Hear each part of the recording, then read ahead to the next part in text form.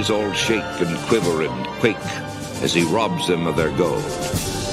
The autumn wind is a raider, pillaging just for fun. He'll knock you round and upside down and laugh when he's conquered and won.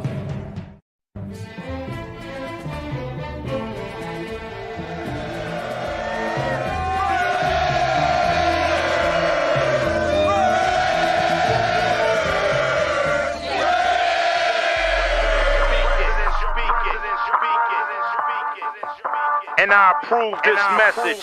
Oakland Raiders, Oakland Raiders, Oakland Raiders. Just win, baby, win, baby, win, baby. We are the Oakland Raiders, Oakland Raiders, Oakland Raiders. Just win, baby, win, baby, win, baby. Don't need no invitation. We are that Raider Nation. We rock that black and silver. We make them shake and shiver. We make them reconsider. And we still committed. So if you want a piece of this, you can come and get it. Touchdown, touchdown. Let's throw a bomb on first down. Let's throw a bomb on every down. First we score, then we clown. Having fun, look around. Nobody loud as a Raider crowd. Nobody proud as a Raider crowd. NFL, how you like me now? We gon' do this open style. Nothing but action. I'm Bo Jackson, hit the hole. Run you over, goal line. Jumping over, going crazy. Lose your soul, lose your mind in the black hole. Here's the goal, Super Bowl. And everybody here, get the goal. Don't need no invitation. We are that Raider Nation. We rock that black and silver. We make them shake and shiver. We make them reconsider. And we still committed. So if you want a piece of this, you can come and get it. Oakland Raiders. What is up? What is up? What is up? Welcome to another show, Budo Raider Podcast. Today I am joined by a lovely co-host Raider Loves and a special guest, the 805 Raider, coming to give you his takes on Mendoza and training camp. I hope y'all are ready. Oh my goodness. So what's up? What's up, y'all? How did y'all enjoy Vegas? I was mad. They changed my schedule. I couldn't go, but at least y'all got to go, see it, enjoy it. But how was the weekend with Vegas, y'all? You want to start with me? Yeah. It was pretty good. I mean, I have fun regardless because I see everybody. I see Raider family. So Yeah, I yeah, have a yeah. good time. Training camp, I wish I could have went more days, but it was hot as hell. Yeah, My yeah, face yeah, yeah. melted off. Yeah. And you're from Fresno, so it's already hot there. So to Yeah. even you to feel the heat in Vegas, you know it was Yeah. hot. Yeah, Yeah. yeah. That's because Raquel, you went Saturday, right? Yeah. Yeah, Saturday. The sun was out, and I'm not gonna lie. I think you guys might have been because me and Chris and Chona, we were up at the top because I went the day before, and I remember last year, and I said, "Screw that! I ain't sitting in the first like 5 rows." That's and I'm like, trust me, I live out here in the Vegas area. I don't need more heat than I already get. So, like, we stuck up top. So we're up top, and I think you guys were down below. So, I let you guys rock out. Yeah, see, Raquel's more like me when it comes to those events. We're social because we talk to people. So you sit in the group of like the people. I can totally see you guys being up top in the shade. Like, fuck all this, man. I was up top, and apparently I was talking too much because some guy told me I was analyzing too much. I heard. Oh, wow. I heard about that, bro. What's going on? Really? You got the fan police out there in the bleachers telling 805 how to fan, man. What the hell's going on? I told him, I said, I know a guy, Leo, that says don't tell people how to fan. That's right. Exactly. But I will tell you. I will tell you, I did start off in the lower bleachers only because I wanted to see better. But there was this huge ass like that speaker thing like blocking my view downfield. And then I had some people around me, not within our people, but like some people that were like popping it up a little bit too much. And I literally got up and walked away and went to the top by myself. And then a couple other people came and joined me because I needed to see. I couldn't see with things blocking me, people talking. So I kind of do what I do with football games. I kind of sit solo and just see, yeah, y'all think I'm famous. I had to move. I was the famous one. Got people talking to her every time. Whatever. Jesus. That was last year. That was annoying because those boxes were bigger last year. I know the boxes you were I talking know which about. ones he's talking about. I couldn't see they were to my the- right because of them. Yeah. They're like the fans or misters, the big black boxes. Mm-hmm. Those ones were even bigger last year. And I'm telling you, if you were on one side of training camp, on one side of the 50, you couldn't see the other side Yeah. because there was a big ass box like every 10, 15 yards. Mm-hmm. But yeah, no, I see what you're saying. But no, I stayed up top though. Forget that. I wasn't I touching. sure did. I sure did move. Like at first it was cool, but once they started doing drills and stuff like that, I like I'll say hi and I'll conversate initially just like I do with football games. But most people that know me, they don't talk. They do not talk to me. They leave me alone. And they'll even tell other people don't talk to him. So it was actually David Colucci that was come on. He was like, "Come on, I'm gonna take you up to the top." Because he already knows how I am. So I was like, "Yes, let's go. I gotta go." It's not to be rude or that, but it's just like I can't be having conversations when I'm trying to pay attention. I'm trying to coach from the stands. Oh There you Lord, go. we'll get to that. We'll get to your coaching from the stands in a little bit. But shout out to the chat. Shout out to my boy Raider Ryan. Hey, happy birthday to my dad. Appreciate you, big dog. Yes. Happy birthday to my pops, y'all. Today's his birthday. Yeah. The man is 71 years old today. So shout out to pops. Yeah. What's going on, my boy? Big Luck, Coach. Ain't no one won 805 takes. Stick around. All right, John, stick around for a minute. Right, brother. Yeah. What's going on, brother? Salute to y'all. 805. Been warming up for this, right? That's why I had to have him up here, bro. Since Saturday. Big luck. Saturday. I had to have him up here for that. But yeah, I'm here for Cheeto. Yeah, I got you, bro. I got you. Apparently, I'm the positive one of the group this time around. We'll see. Yeah. Shout out to my boy Speedy. What's going on, man? Happy birthday. What much is TNBC Worldwide? How you doing, man? That was his homeboy telling him he talks too much. Yes, hey, if it was your homeboy, I kicked your homeboy down the stairs. God damn it! All right.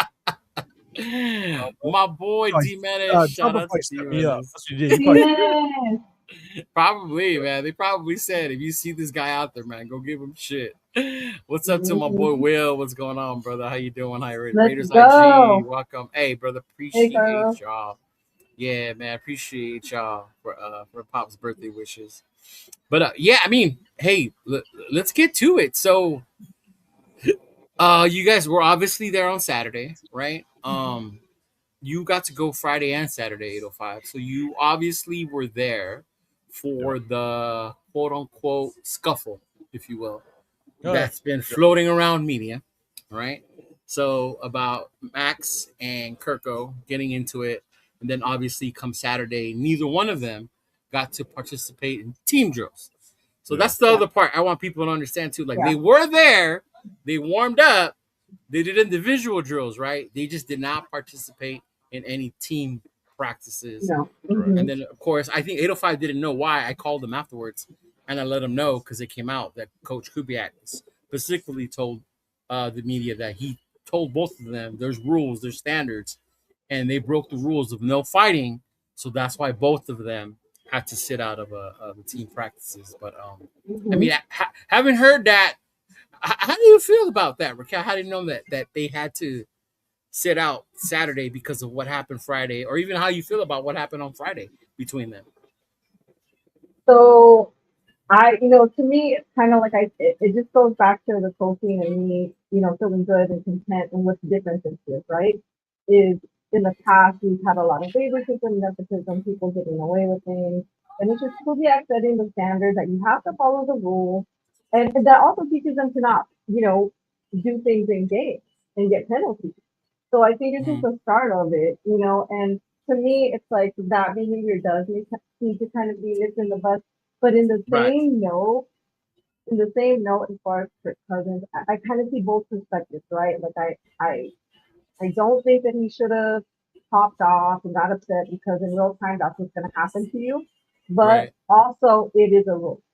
Right. So the benefit of it is I know what Kirk Cousins looks like. I know what Max Crosby can do. They just gave more time to Mendoza and other players that needed that time, and especially because I want to see them. I didn't really care to see Max or Cousins per se right now. Like I'll see them at game time. I've seen them before. However, like these players, these rookies, I've never seen them before. Like I wanted to see what they could do. Right. Okay, makes sense. I'm with that. What about you, 805? You got big look saying you probably started the fight anyway, bro. Yeah. I see. No, when I saw the fight actually happened kind of right in front of me, and it was Nate. I was sitting with Nate and Ginslinger. Shout out to Ginslinger as well. We're all sitting there, and it honestly happened so quick, and it broke up pretty quickly. Okay. Because next thing you know, you turn around and Max just has Kirk Cousins' face mask, and then all the linemen came up, all the defenders came up, and they just split everybody up, and then that was basically it. So yeah. I think I've heard some like the media and stuff talk like it was like this big scuffle. It just was a lot of people getting together at the end of the day. I mean, again, Max could crush Kirk Cousins in a heartbeat. He basically just grabbed his face mask, and then everybody broke it up. Oh, he's lucky that's all he did. Exactly. And I mean, like, look, they both know who each other are, so it's not like they're gonna be throwing punches or anything like that. That would just be stupid, and you're not gonna get that riled up to get to that point, especially a Max as well as a Kirk Cousins, and Max knowing that's your quarterback at the end of the day. Right. So, but look, like Raquel said, it's Kubiak's rule, and he stuck to it. So he benched him for the full team activities. They got to go out there. They got to do the warm-ups. They got to do the individual. So they got some work in. They got some conditioning out in that heat. But at the end of the day, he held them out. And, yeah, we got to see Fernando. We got to see some other starters. I know we're going to talk about it, but I wish Kieran Crawford would be out there getting some reps. But Pay wasn't out there, but, of course, he needed those mental reps. But it was good. I think, again, Kubiak, he held to his guns. He sat him out. And good. That means he'll sit anybody out if you can sit those two. Right. No, the reason I bring it up is to your point, the media. Obviously, the media is going to blow it out of proportion, right? Fight. Big thing. I'm pretty sure it happened quickly. Because, one, I was shocked you guys didn't tell me. I was like, if it was that big of a deal, they would have said something. And obviously, the way you're describing it, it's practice. You're going on what? That was the 8th, 9th practice? So they're already getting chippy with one another. Shit like that's going to happen. So it's normal. But I guess when I saw, then, of course, the media went and just made it even bigger than what it was, you know. But I think, to me, to what you guys are both saying, it's good to see Clint be the one like, this is my team, my rules, and that's what we're going to do, and that's how it should be, right? And a lot of us based that off, too. I based it off last year, the favoritism Pete showed to certain players, certain people. And then even right now, the fact that it was Max, right? And it's like, you did it to Max, bro. You told Max you're not going out there. You turned Kirko, leader of the offense. Hey, you too. Both of you got to be the main examples on this team. Sit your ass down. Yeah, so you're sitting your ass down, but yeah. And I kind of like the fact that, you know, Max is the true leader of this team. Yes. Right? He's the heartbeat of the team. And he's going to antagonize the crap out of you. See him do it to other quarterbacks on the opposing team, right? And so, honestly, I didn't notice it. Even though it was right in front of me, I didn't notice whether or not he was, you know, pulling on Kurt's jersey on the way, going past him or just antagonizing him a little bit. But it was good to see. It was good to see Cousins kind of clap back a little bit. All right, that's what I like. With some stuff, you kind of know that Kirk Cousins can be fiery, and you know what I'm saying. So he got back at Max, and it popped off. But again, it was broken up pretty damn quickly, and Kubiak held him accountable. So that's cool. Shout out to my boy Simone Raider. Respect to Clint for putting his foot down. Ain't for real though, because and it's a first-year coach, right? First-year coach. I think it takes a lot of gut for a first-year coach to sit a player like Max down. Because you guys know, if you guys go out there, you see in social media world, the things were flooded. Max needs to stop being a tryhard. Oh, here come the trade rumors. Max isn't going to be happy about being sat out of practice. And, it's about time somebody stood up to him. But there's so much shit going on out there. But I'm with y'all. Like, I think it was a good thing, you know, that it happened, that it went down. And like how you guys said. That's the tone right now. And like how Raquel said, it opened up an opportunity. like I'm sure you guys were not expecting Mendoza to take all the ones on Saturday. So you got to see Mendoza out there with the ones the majority of the time. Yeah. I thought Cousins was like, screw this, it's 114 degrees. I ain't going out there and working. I've been in the league too damn long. Like, forget this, young rook. You go take the reins for a second. All right. So when for some reason, and look, because I was out there on Friday, you know, we went afterwards and partied a little bit. You know, we had some fun. You know what I'm saying? And so I didn't hear just the aftermath of the scuffle and everything like that. I didn't hear the press conference or nothing, man. I was me and Chris and Chona and Nate. We went to we had some drinks. We had some fun. But like, so when we showed up the next day and Cousins was there, I was like, man, I thought Cousins was just having to rest that 80-year-old arm. I don't know. But again, it was good to hold those accountable. And yeah, we got to see Mendoza and got to see some young players, even on the defensive side, get some reps like Kuntz, you know. Right. So it was good. It was good to watch. All right, good. So the majority of the consensus was Mendoza had a great Saturday. It was a good one, and today was a bad day for him. Whatever. And I only bring that up because when I talked to both of you on Saturday, you both had a different point of view of how Mendoza looked on Saturday. So I'll start with Raquel. Raquel, what did you see and what did you get from seeing Mendoza out there on the ones after I had shared with you that I saw a confident Mendoza on Tuesday? So go ahead. Tell me what you saw on Saturday. Honestly, this is the thing. And it goes back to what I say. I didn't get enough sleep. I went one day, and everybody can have a bad day or not a great day as the day before. I didn't really feel like he looked as confident from the footage that I had seen previously. And I feel like that possibly could have been, number one, that all of a sudden he's called up to have, you know, all the attention and the focus on him because, you know, Kirk is out. Right. For two, it could be because he was mainly with the one, and that could be intimidating. But I don't think it doesn't necessarily mean for me that I'm like, oh, fuck Mendoza and throwing in towels and stuff like that. Right. It just means that he does need some work, I think, and I think that he needs to work on his footwork, and I think that he needs to keep working under center and improve on that. And we all expect that, right? It's expected. Yeah. He's a rookie.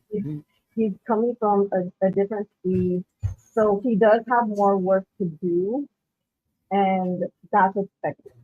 Yeah. So you don't think he had a great day on Saturday? You think it was underwhelming for you? I wouldn't say underwhelming, but it was just a good gauge that he just needs more work and a confirmation to me that he needs more work. But like I said, I'm not mad at it. I expect it. That's okay. And from the pressers, you know, the coach reports are that he is improving. He's not making mistakes twice. He's bouncing back more quicker, and that I could see. But it could be a little overwhelming for him, especially going to all the attention and focus on him just because he's out and that you're with the one. Gotcha. Yeah, fair. That's fair. I like it. The chat seems to be prepared to hear what 805 has to say. To paraphrase Chris, tell him what you saw on Saturday, 805. We'll get into that. Okay? All right, chat. I'm first going to say, if anybody can make it to training camp, I definitely suggest you go because they definitely did a better job, at least this year. Last year went to training camp, and it was just a walk up the hill and then to the stands, and there was really nothing going on. This year, they had some games for the kids. They had some other vendors that are out there. They had a food truck. You know what I'm saying? Like they had some like icy thing, I think. You know what I'm saying? So it was a little bit better than last year. And so I highly recommend if you can make it out there, you know, come out, support, just stay on the top row because it gets hot as shit. Less people than last year for sure, right? It was definitely people. Yes. Last year. There was less people. Did you guys see my kick, by the way? Just saying. What pick? My kick? Yeah. Kick the field goal. Oh, your kick. Yeah, man. Yeah, she made it. It was clean. Yeah, nah. She stretched and everything good. before, bro. First I try. don't believe it's First a first try. try. There were some tries before this. That was my first and only try after Fuda Raider and David Kaluski. But David did end up making it, but their kicks were just like rolling on the ground. And I was like, I wasn't gonna do it at first, and I was like, you know what, let me show you guys. So I went, did my little stretch, because I know that you gotta follow that foot through. People literally will kick and stop there. They don't understand that you have to push it up and get under. But I did it. First and only time. See, SoCal said we saw those field goal kicks and misses. So what you're saying, Raquel, is you kicked a field goal and they were just trying to kick onsides. That's what you're talking about. There you go. They There you go. just didn't That's what understand- it was. That's what it was, bro. I was practicing my onside kicks. Trying to That's help what them it out was. a little bit. All I gotta say is I was lucky enough where Nate caught a little bit of footage. He did. Shout out to Stepping up. Nathan with the footage, bro. I like it. Yeah, stepped up, the real Tokyo Toe. But first shot. No, but again, shout out. Like if you guys can make it, great. Go check it out. Training camp was a lot of fun. And shout out to everybody who was there. Me being in the Vegas area, it's good to actually see just a bunch of Raider fans come together because it's hard to find out here. It's Right. it's really that simple. So again, shout out to them for making it a little more exciting. Mendoza, good old. You got a request. Can you give us a breakdown of the amazing touchdown dime that Mendoza threw? The fans and reporters said it was amazing. The Raiders media described him as one of one after that dime. 805. Please tell us. So, okay, let's do this. My evaluation when I'm watching Mendoza is all about when he's working either really 7-on-7s or full team, right? I'm not really watching too much when he's just running the 1-on-1s and Yes, stuff sir. like that. I mean, 1-on-1s, you're basically just playing catch. Yeah, you like to see the rhythm and maybe he can get some timing down with some receivers, which is good. For the most part, I'm watching how he works in full 11-on-11 full team, as well as some 7-on-7. And I believe I was able to watch him day one or Friday as well as Saturday. And so I was able to see between full team and luckily he got all reps. He got all basically first team reps on Saturday. And so I saw probably around 65 to 70 throws between Friday and Saturday. Okay. And That's quite a bit, actually. Yeah. it was a lot of throws. And coming away from just Friday, one thing that I was watching Fernando is I have no concern whether or not he's going to get his footwork down. Like he's a smart kid, he's a diligent kid. He's going to be able to get. That's not the biggest concern. One of the things that I wanted to kind of take a look at is what did he look like in the areas that I felt he struggled in at Indiana, right? Okay. All right. Being able to go through his progressions, going from his first read down to his fourth read. Again, his body follows his eyes. His accuracy still stays on point. But then I also want to see just how does he stretch the football? Because when you can kind of attack the defense downfield a little bit, it just kind of shows that you have a little bit of comfort, right? Okay. Or are you always looking for the check down? Or are you always looking for the easy route? Because if that's the case, then you might be the comfort level just may not be there. So Right. day one, it just didn't look pretty. When he went to full team, So that was Friday you're talking about. It didn't look pretty? yeah, on Friday. Okay. There was only one time where he went through a full progression. He went from his left and read to the right, all the way to his right, and I believe it was a backside dig route to Malik Benson. It was completely behind him. There is footage of throws that are simple tempo throws, which we all know he's going to be good at. That's fine. When the running back is leaking out of the backfield and it's just a catch, throw, that's going to be on point, right? I'm Right. looking for when he's got to get to his third and fourth read.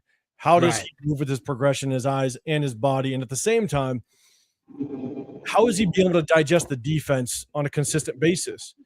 And the problem that I saw consistently, when it wasn't just the easy tempo throws, there are those where it's just a simple back leaking out of the backfield. And I'll go to that touchdown that Chris just mentioned. That touchdown was a simple out route from Trey Tucker. He caught it. He saw it. That was his target. He threw it. It was a good ball, but it's like he was back in Indiana. It was just a catch and throw. He stared it down, and it was a good throw. But then if you go look at all the other throws that were in the red zone. And that's the other thing that I really watched for was how did Mendoza kind of operate in the red zone?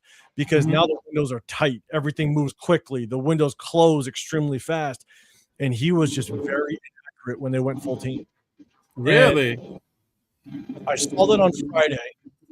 And he only went deep. Now, mind you, on Friday, he didn't have as many reps because Kirk Cousins was running with the number ones, right? And so as I'm watching Fernando, he only went deep one time. That was it. He had one deep shot. That was it. Everything else was either just kind of a dump off, whether it was a check down, whether it was a screen. I mean, towards the tail end of the day and when he was getting his reps, he actually, I don't know if you guys remember the Ohio State game early on when Mendoza threw that pick on that wide receiver screen. Yeah. Greedy Vance. Greedy Vance has 2 picks on Fernando. He should have had a third because he dropped it. It would have been a pick 6. That was kind of towards the tail end, so I don't know if Fernando was just kind of feeling rattled, but I couldn't see the other side through it, whether or not the inside receiver missed a block. I couldn't see that. But ultimately, that one should have been a pick 6, but Greedy dropped it. Yeah, Greedy seems to like either have identified something in him or is recognizing a tell. Because Greedy's the one that's been jumping on him. What I saw, and it kind of bled into the second day, was, again, for Mendoza only had one deep shot. That was it. One deep shot on Friday, and it was completely overthrown. Day 2 on Saturday, he did not throw the ball deep one time. He had one inside dig route to Ian Thomas that was for about 7 yards, and then Ian Thomas took it for another 10. And then he had about an 8 to 9 yard out route to the left side. I don't know who the receiver was. It might have been Vincent. He had a deep out route. Again, that's just kind of a one read timing route. Outside that, he did not throw the ball deep one time. And it was kind of a when we got in line Saturday morning to get into training camp, I was talking to Fu Chris and I was talking to Chono. We're sitting in line, and I told him, I'm like, I'm going to bet you what I'm going to be looking for is how many times Fernando Mendoza dumps the ball off and if he ever attempts to go deep. Right. Those are the 2 things that I just want to see. What's going to happen? Because as they were running the offense, and again, it bled into Saturday, it feels like they are really, really slowly easing Mendoza into this offense. I'm glad you said that. Yes. They are taking like baby steps. And as much as we can say, yeah, okay, like he's a rookie, right? But we're also looking at a number 1 overall draft. Like, I understand easing him into an offense, but at the same time, I want to be able to see you at least execute in a way that accuracy is not a problem. And I'm telling you, accuracy was a problem both Friday and Saturday. He was overthrowing balls. He was trying to get to the sideline with it, and it was just too far from the receiver. And then, like I said, with the end of Friday, he threw that should have been pick 6 to Greedy Vance. Greedy. But then at the end of Saturday, he had one fumbled snap from under center, but he also had a fumbled snap that was basically right at the top of his head. He should have had about those. Yeah. Leo, when you sent me the video of Q and Vincent Bonsignore saying, no, it in his hands. He should have got it. Right. I don't know if he was getting nervous because he was with the ones that whole day. Dumping the ball off and just hitting the running backs at the backfield. I now started to pay attention. Are there receivers deep that are open or at least have enough separation where you could take a shot? Because Aiden O'Connell, the first snap he took on 11-11s, and I'm not saying Aiden O'Connell should be careful when you say that name around here, brother. Aiden O'Connell's very first snap in full team, he took the shot downfield. And so I was kind of halfway through Mendoza's reps. I now started to just kind of pay attention. Right. Are there receivers open downfield that he could at least take a shot? He's taking a 7-step drop from under center. He's taking a 5-step out of gun. And so I'm just like, how comfortable are you in this offense? I'm telling you right now, he is taking every safe route that he's given, and he's just not taking a chance. And you combine that with any route any ball that he threw, it wasn't just a simple I see it dump off first read. The other ones were pretty damn inaccurate. Right. But this is also something that I saw at Indiana. If it wasn't RPO or back shoulder fade, his accuracy is 50-50. That's Okay. what the tape tells you out of Indiana. And that's exactly what I saw on both Friday and Saturday, is that he needs to clean up his accuracy. And what is really concerning is that if you are having trouble going through reads and you didn't do it a lot in college, and then when live bolts come at you, I don't want a number 1 overall pick or even a first rounder that has accuracy issues.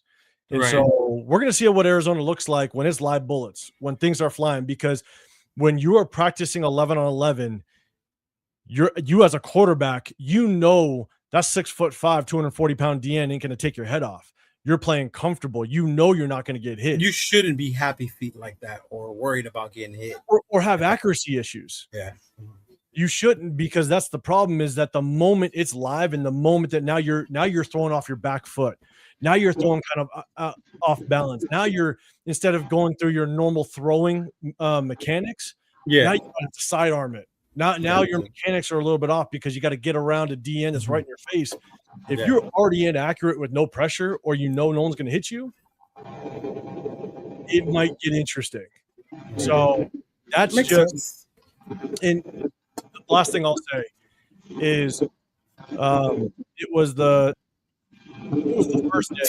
No, it was the first day, because I was sitting next to LV. LV didn't join us the next day. Yeah, he was sick, right? LV was under the weather after a Good Friday. Yeah. The other thing I'll say is the one issue that I had with Fernando was he didn't make protection adjustments. He did not. His answer to pressure was RPO. It was never, I'm going to adjust the blocking assignments. I'm going to make sure that I shift the lineman, or I reset the back. If I reset the back, I see pressure coming from my left, I'm going to reset the back to make sure we pick it up. You saw the veteran presence of Kirk Cousins when he would just throw the ball away, right? Pressure was coming, receiver's not open, he threw it away. There was one clear play where Tommy Eichenberg comes off the right side. Mendoza just doesn't even see it. He's looking left, and Tommy Eichenberg literally would have taken his head off. But Fernando didn't even throw the ball away, didn't try to at least force it to the receiver or even hurt the ball. If he needed to, he held it. He would have got his ass handed to him. And so, to me, that tells me he's still, again, he's a rookie. He's got time to learn. But these are things I'm watching for to see at what point are you going to get it. And again, this is all off the number 1 overall pick. This isn't a 5th round rookie that you expect to kind of have a massive learning curve. This is a guy that you would hope he can come in and at least compete with Kirk Cousins. Right. And right now there is no competition. There's absolutely no competition. Kirk Cousins is the clear number 1. And I'll tell you right now, I said this 3 weeks ago in my live. If it was the game today, I'm starting Kirk Cousins. If he gets hurt, I'm putting it in O'Connell.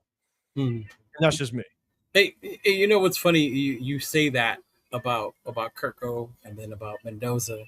And I think I said this earlier when I was on with Rundown. A lot of it, too, is us being very critical because he was the number 1 overall pick.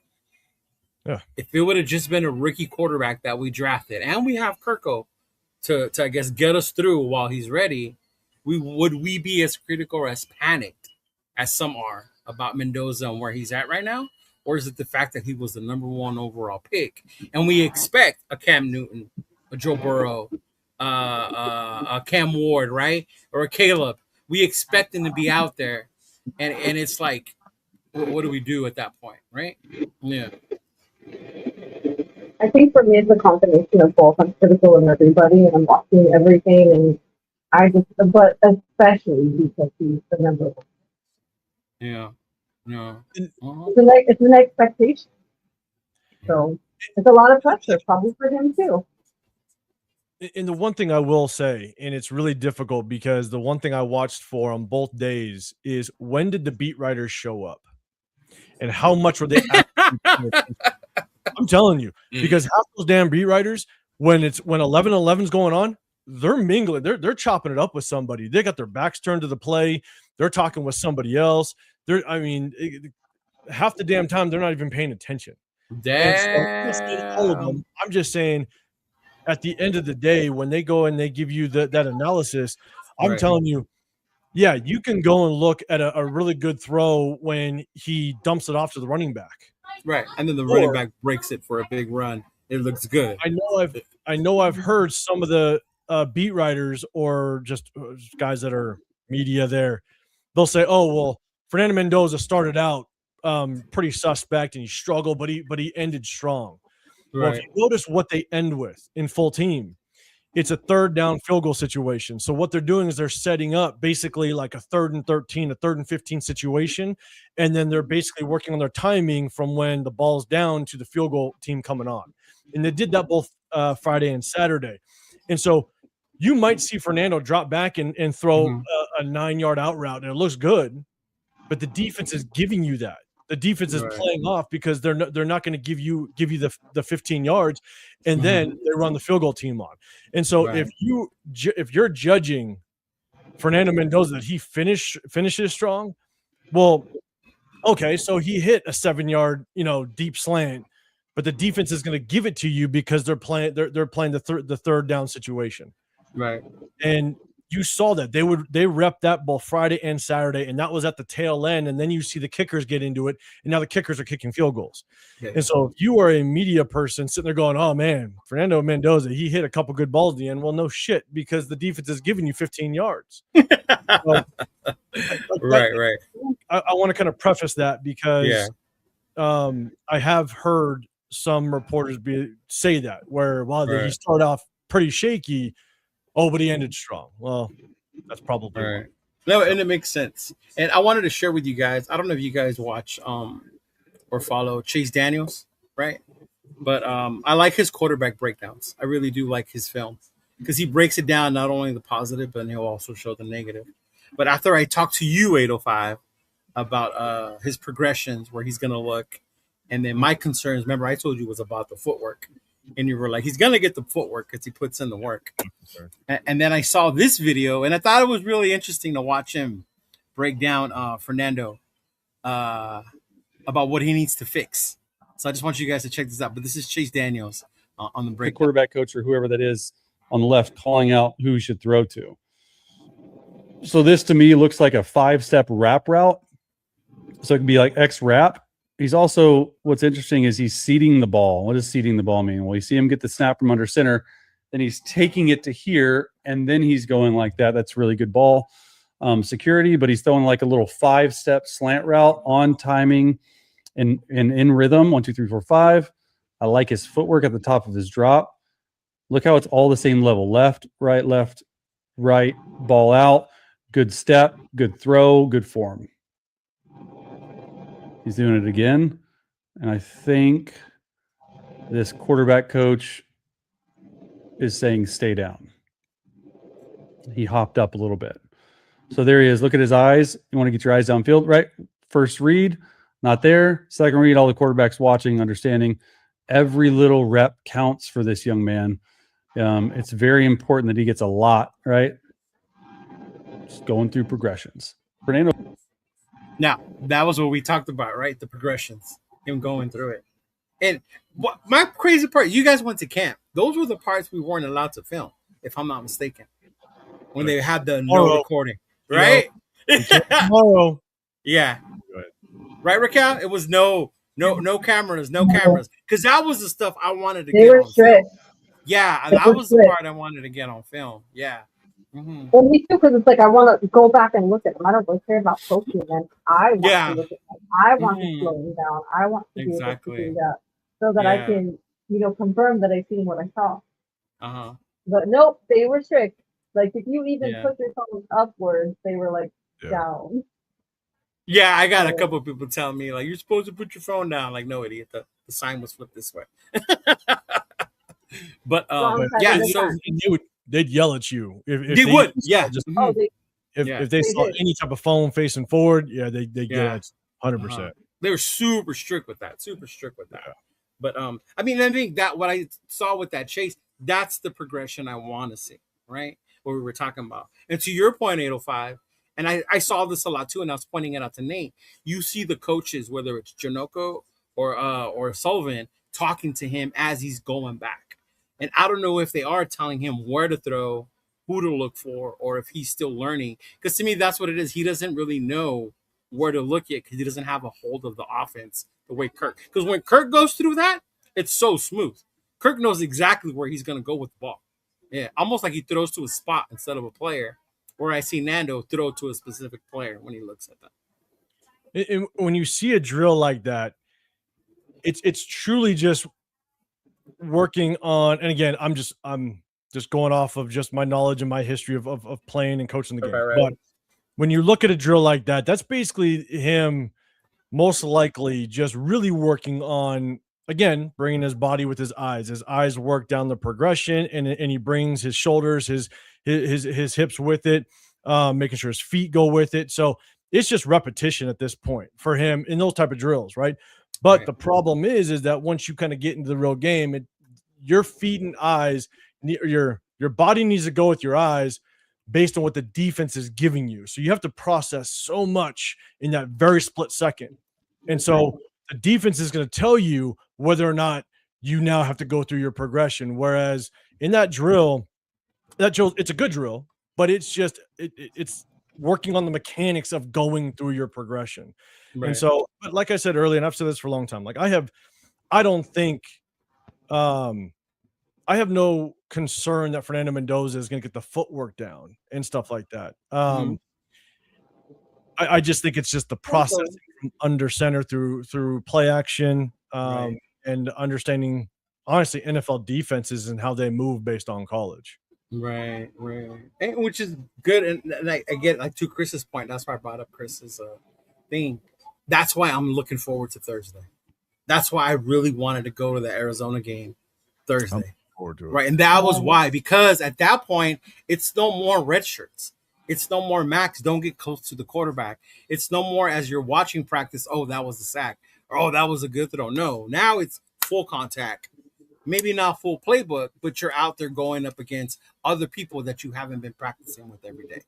So you'll be able to see if the offensive line is making those holes the way they make it look in practice. So you see Genty and Washington flying through, right? Or Brock being unguardable. I don't doubt it. But when you see him, and I don't know how much of Brock we're going to see that day, but maybe we'll see a lot of Big Mike on Thursday, right? We'll see a lot of Big Mike on Thursday, hopefully, and what's going to go out there.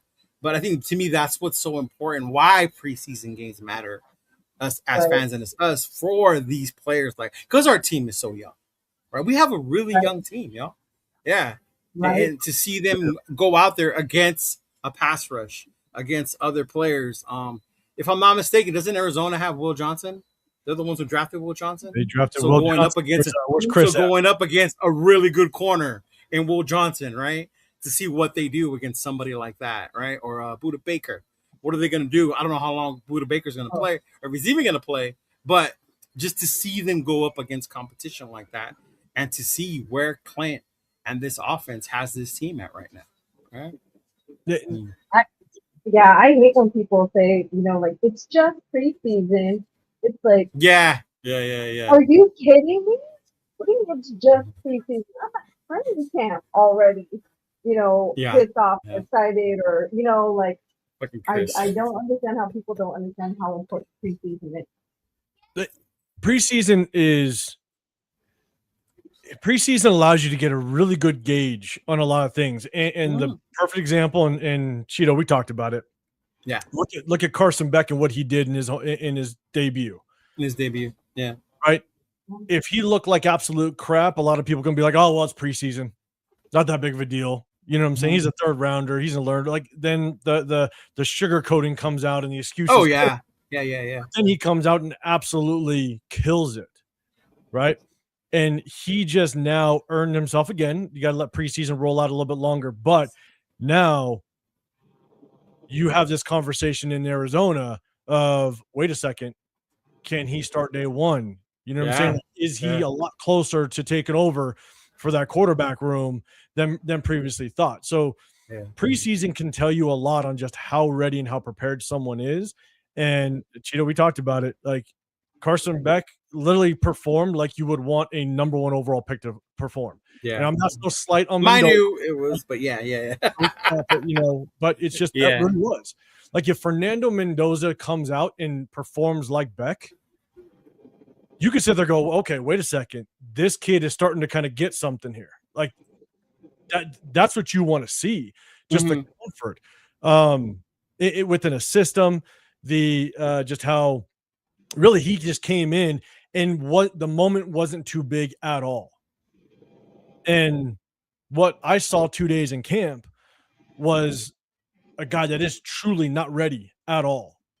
And then he starts fumbling snaps, and then he starts overthrowing, and then the accuracy really starts to fall off. And you're just sitting there going, okay, this kid is clearly not ready. Yeah. So I hope he gets a ton of snaps against Arizona. I really do. I know I hope so too. Yeah.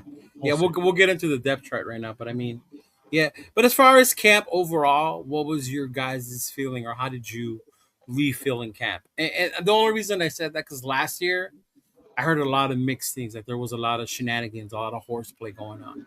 It didn't really seem more like serious business, right? And then I think we saw that after that first preseason game in Seattle.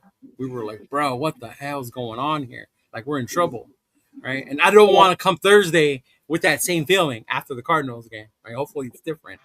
But when you guys left training camp, like how did you feel overall as a team that we look going forward with Kubiak and this new coaching staff, new personnel, younger squad, a rejuvenated Max, things like that. But how did you feel leaving camp? Honestly, like you said, last year was a shit show. It was just like, it looked like it was more about entertainment and putting on appearances for the public. That's what it looked like to me. This year I've seen a lot of real training happening, a lot of real training going. And even though, like I didn't feel like everyone took the part, like you said, it's a young team. So it is what I expect. I've been calling for a rebuild, a true rebuild for a really, really long time with fresh faces, a new coaching staff. We have that. I think that the differences between, previous, because people always ask what's the difference. The difference is I really see true training going on.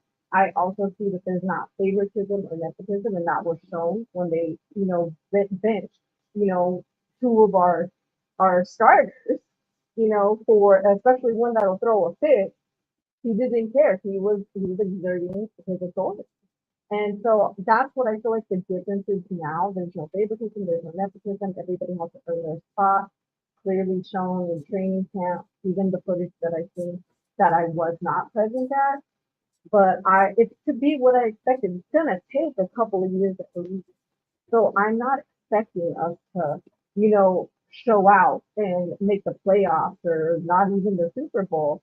So I'm patient with it. And I've said this a million times, as long as I see progression, I see everyone improving, and I think that in the pressers, if you hear some of the coaches talk, they have not said, from what I've seen, Mendoza finished strong, like 805 was saying. It's more like he's improving. Yeah, he's improving, making progress. No, the media personnel are the ones that are saying it after. Yeah. Yes, at the presser. So to me, I mean, I think it's transparent. I like that they're transparent and that they're being positive, but still letting me know exactly where everybody is at and that they see progress. That's all I expect this season. Not going to be upset if we don't win 8, 9 games, but as long as I see us win more games than we did last year. And I think we can do that. How about you, 805? How are you feeling after camp, big dog? When it comes to just how they're progressing, it's hard because obviously with the fans there, they're not going to showcase a whole lot, right? Right, and with reason. Yeah. And unless you really know what these coaches are actually coaching, it's going to be hard to really figure out, okay, like how well are we going to start to gel and work. Now, I think the vibe was really good at practice. Okay. I think the players, they're flowing well, going from drill to drill. I think there was just a kind of a sense of excitement with some of the players. And I'll be honest, I think when you have when you have some of the younger players, I actually posted a couple of videos on some shorts. Brandon Cleveland, just him going and they're going to hit bags, right? And this kid flew into the bag and just did an absolute somersault afterwards. Like he went 110%, and it got the crowd all riled up. It got the other players riled up, And so it looks like we have some young players that are just kind of trying to keep the energy alive as well, which is good. But again, at the end of the day, it's so hard as a just a fan in the stand to figure out exactly just how much are they progressing, and how well they're doing. Also, we hear stuff like Malik Benson is shining and doing well, but then the thing is okay, but how good are DBs progressing? Is he beating up on a third string safety or a UDFA? So I just hope at the end of the day, like Raquel said, we see improvement. Right. But it looked like there was just a good flow to practice. But I do have just some things on just real quick on the offense and defense outside of Mendoza. I know that was the hot topic. I know people wanted to yell at me about that one. But just to kind of confirm, Zeke Masses. Yes. Okay.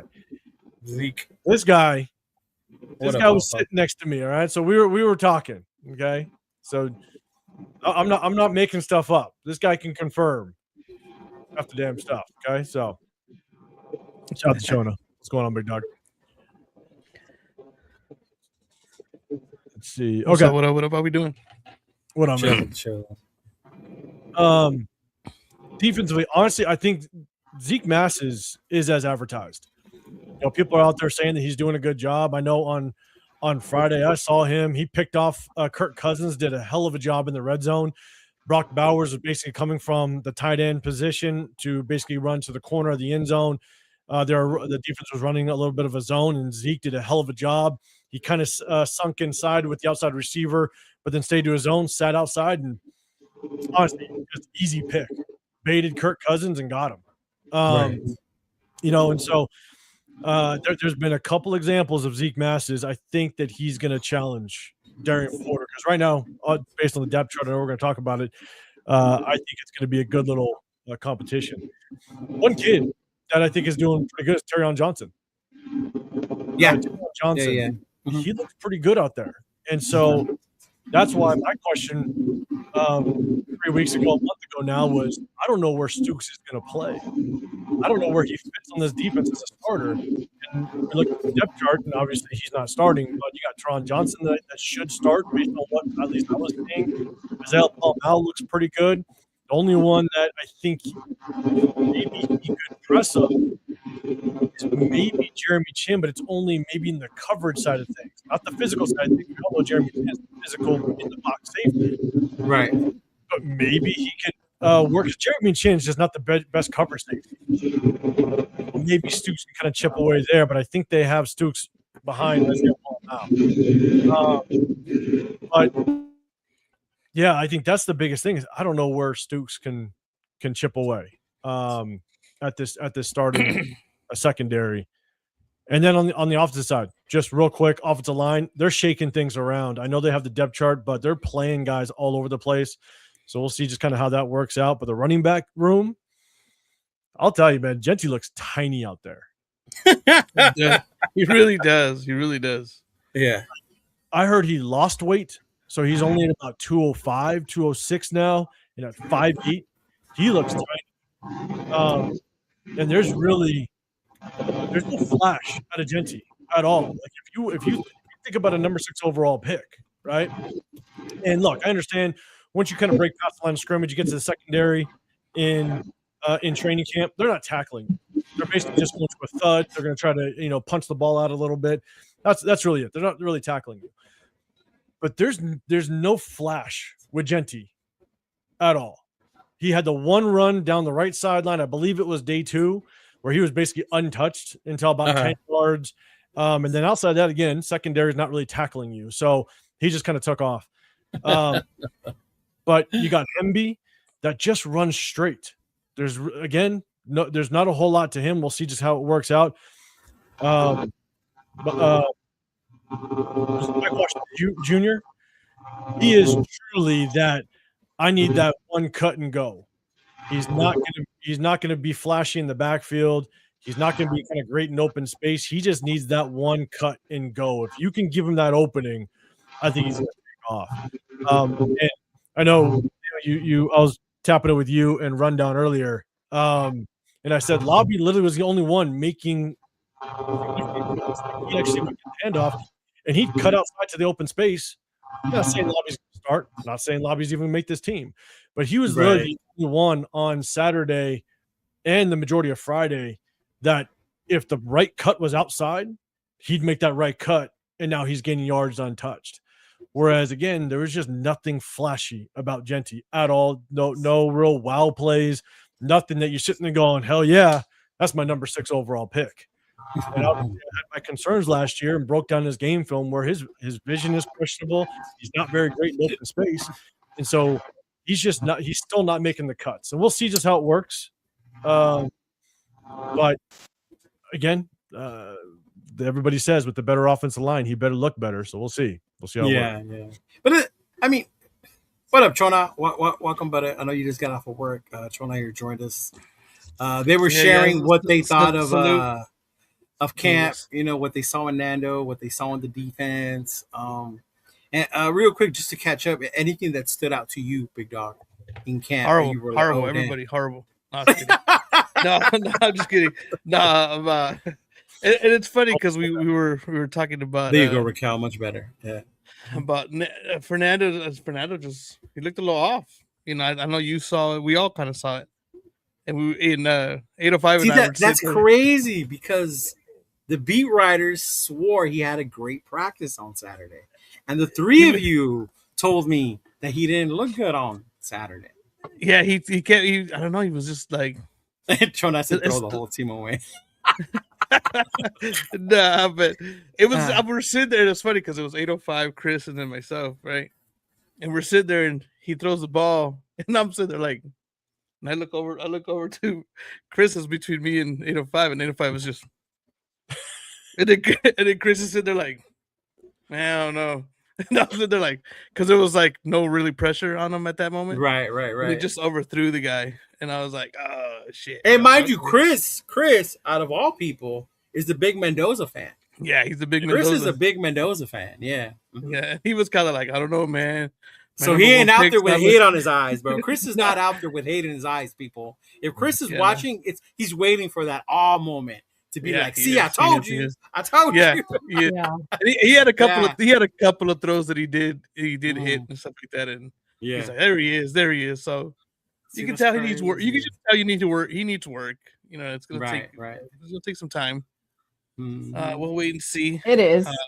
I mean, that day we didn't get to see Cousins at all because him and Max, they're grounded that day. They're grounded that day.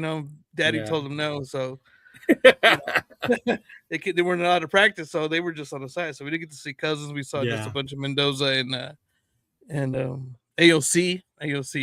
Well, remember what I used to like about AOC is how you can put the ball over and drop it in. Right, how he had that touch to drop it in place. Yeah, he had a couple of those during that, but it didn't. And then Chris was funny because Chris was like, "That's my what did he say? That's my MVP was AOC." And we were just laughing, and then he rolled out on one play. His rollout didn't look too bad. And I was like, "Wow, he looks a little lighter on his feet." That was a little interesting. He didn't look too bad, but I was like, he's not going anywhere. He's at the bottom of it. But then Chris got all absolutely not. Yeah, Chris got all excited, and then AOC had that play where he rolled out to his right and just completely dropped the ball. Yeah. So we were kind of laughing at it. I was like, oh man, it's like, all right, let's see. The real AOC stood up eventually. Yeah. Huh? Yeah. He stood out. So I was kind of like, all right, same shit. Shout out to Alpha Omega, finally in position in the building. Don't have to be disappointed about the outcome of our next 2 years. Time to get together, watch parties. Tailgate's the only way we know how, because Raider Nation wins at the parties. We may not win on the field, but we win in the parties, right? But shout out to my boy Protect the Shield with the 10 jewels. Big luck with the 10 jewels, and Chris with more. See, Chris is figuring out those jewels. There you go. I gotta figure them out. Yeah, Yeah, no, but Really? you could tell that those quarterbacks need work. Like I said, we didn't get to see Yeah. Cousins. I didn't get to see Cousins because on Friday I had a automobile issue that I had to take care of, so I didn't get to go on Friday. Yeah. Mhm. But you know, it is what it is. Quarterbacks need work. Running backs, like AFI was saying about Dylan Lobby on Saturday. You know, seeing those. All right. You know, remember when you played those Madden games and you had that big sweep Mhm. going right or going left? Yeah. It was, Yeah. It was he was hitting them like you would on the game. And I was like, okay, I that's used to that's always hit interesting. those with Jacobs and McFadden. Yeah. Yeah, he was Mhm. hitting those sweeps, so it was very interesting. So I was like, okay, So, but was it last Tuesday or Tuesday before? Me and Jeff, you know how me and Jeff are with one another. yeah, Jeff was basically saying that this year doesn't matter, right? That this year is all about what we have, seeing what we have, and this out there, right? So this brings me what Hummer's thing. Mendoza was chosen to play in 2025, right? This is just a molding year, molding clay this year. I want to ask you three, when you hear that, does that make sense to you? Are you okay with it, or does it upset you that this year doesn't matter, that we're playing for the future anyway? Well, I'm never gonna say that a season doesn't matter. I'm never gonna say that. However, if he makes drastic improvements and he gets the experience he needs in preseason and he looks good in preseason, I wouldn't mind him starting this season. However, if he doesn't and we need to wait until 2027, then I'm okay with that. I'm patient with it. Like, if you know the true meaning of a rebuild, you know it's going to take time. You cannot want instant gratification and just throw in the towel. You just want to see improvements. We've been in the dumps for so long that we should be patient and accept improvements at this point. Just my opinion. What about you, 805? Oh, me. Yeah. I mean, to me, it's easy. I based on what I broke down on my channel with him, I knew that it was going to be a 2027. I mean, I just didn't see that he had the skill set that transfers to the NFL, mastered enough. And not just Mendoza. I mean, the overall team in general, right? Even with our O-line. Like, play the young guys. See what we have. See what Jack Bass. Throw them out there anyway. All right? Like in that sense, where this year doesn't matter. This is the year we have to see what we have in order to move on forward. I mean, and again, I might just be like Debbie Downer. So chat, buckle. But it's just when you look at, like, I love the free agent signings, right? Linderbaum, great. Man, I'm telling you, I am excited to watch Quay Walker. I'm excited to watch Quay Walker fly around. I think he looks big and fast and lean out there. It's interesting. It's crazy. It does. Yeah. Yeah, and switching over to the 3-4, but again, it's still gonna be more of a 4-man front. They're running a bunch of even fronts. So we'll see it when we look at the depth roster. It shows on there that it's not a traditional 3-4. But Quay, they're moving him around. So I think it's gonna be pretty nasty with him. So I'm excited to definitely see that. See? I can be positive. But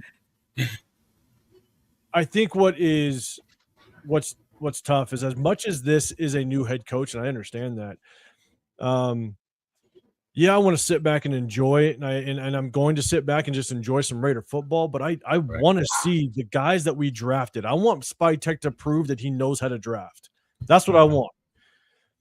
And right now, I after this last draft, the way that this depth chart is looking right now, and we'll talk about it, like, I'm very, very suspect on just how well Spy Tech is drafting. And I'm a firm believer that if you want sustained success, you got to draft. You could the draft. You have to be able to find not just one or two starters in the first 3 rounds, but you also need to find some diamonds in the rough to go with it.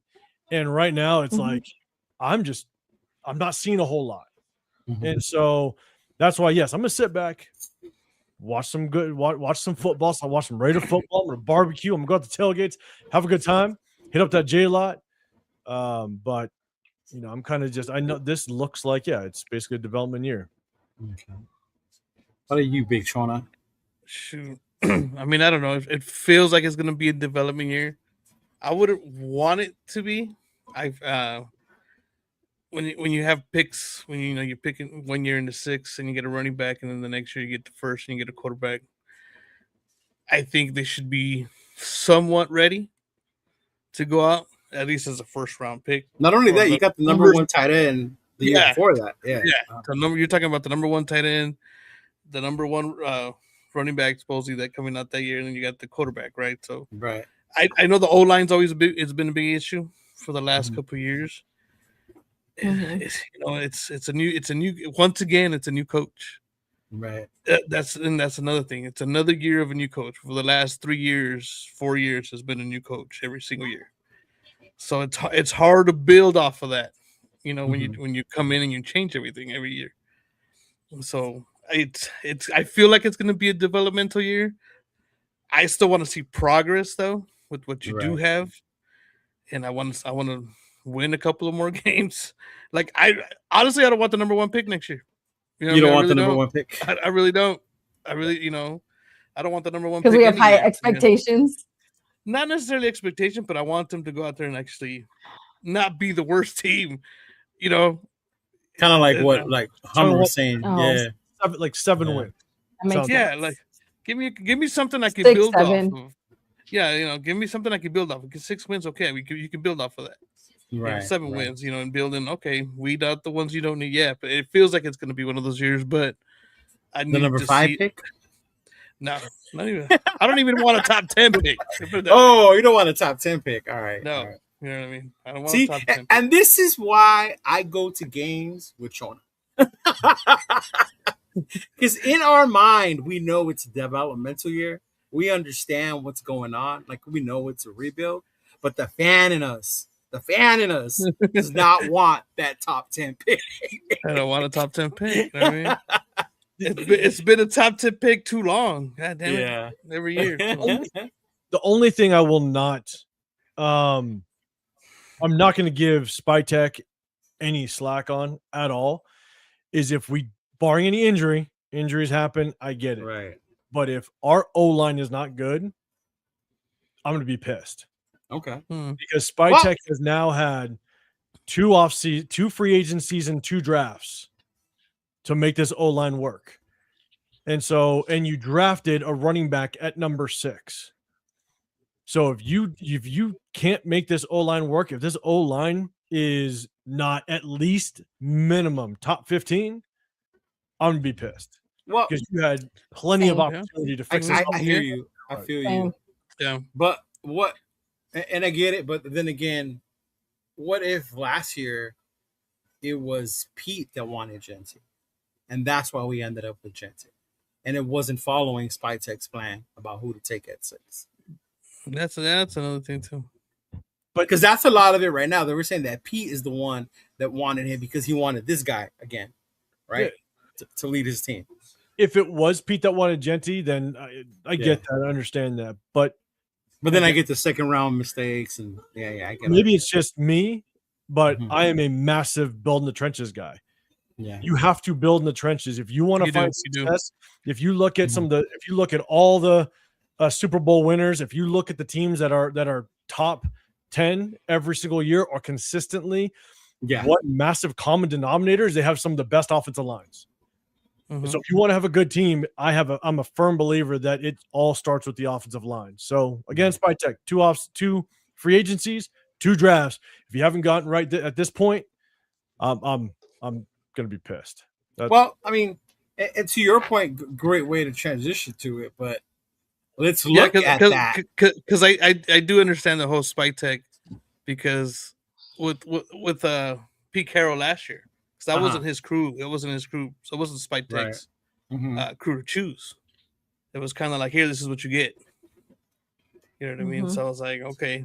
And then, you know, whether you like it or not, Pete Carroll had a lot of say in a lot of stuff last year. Yeah. So, especially with the not playing of Spytek's guys that he chose, right? They're not playing of Grant. They're not playing of Rodgers. The not getting the ball enough, or Jack Beshbeat on the field last year, as opposed to having Lockett out there, right?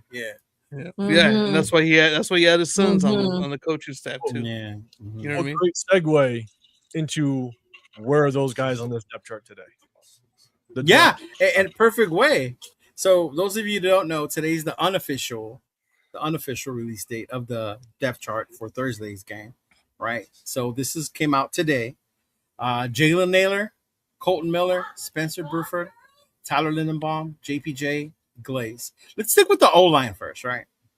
Are you surprised at all by the five that are out here as the ones, right? And then you look behind them, you got Grant, you got Rogers, Meredith, Mafi, and then Trey Zoon out there as well.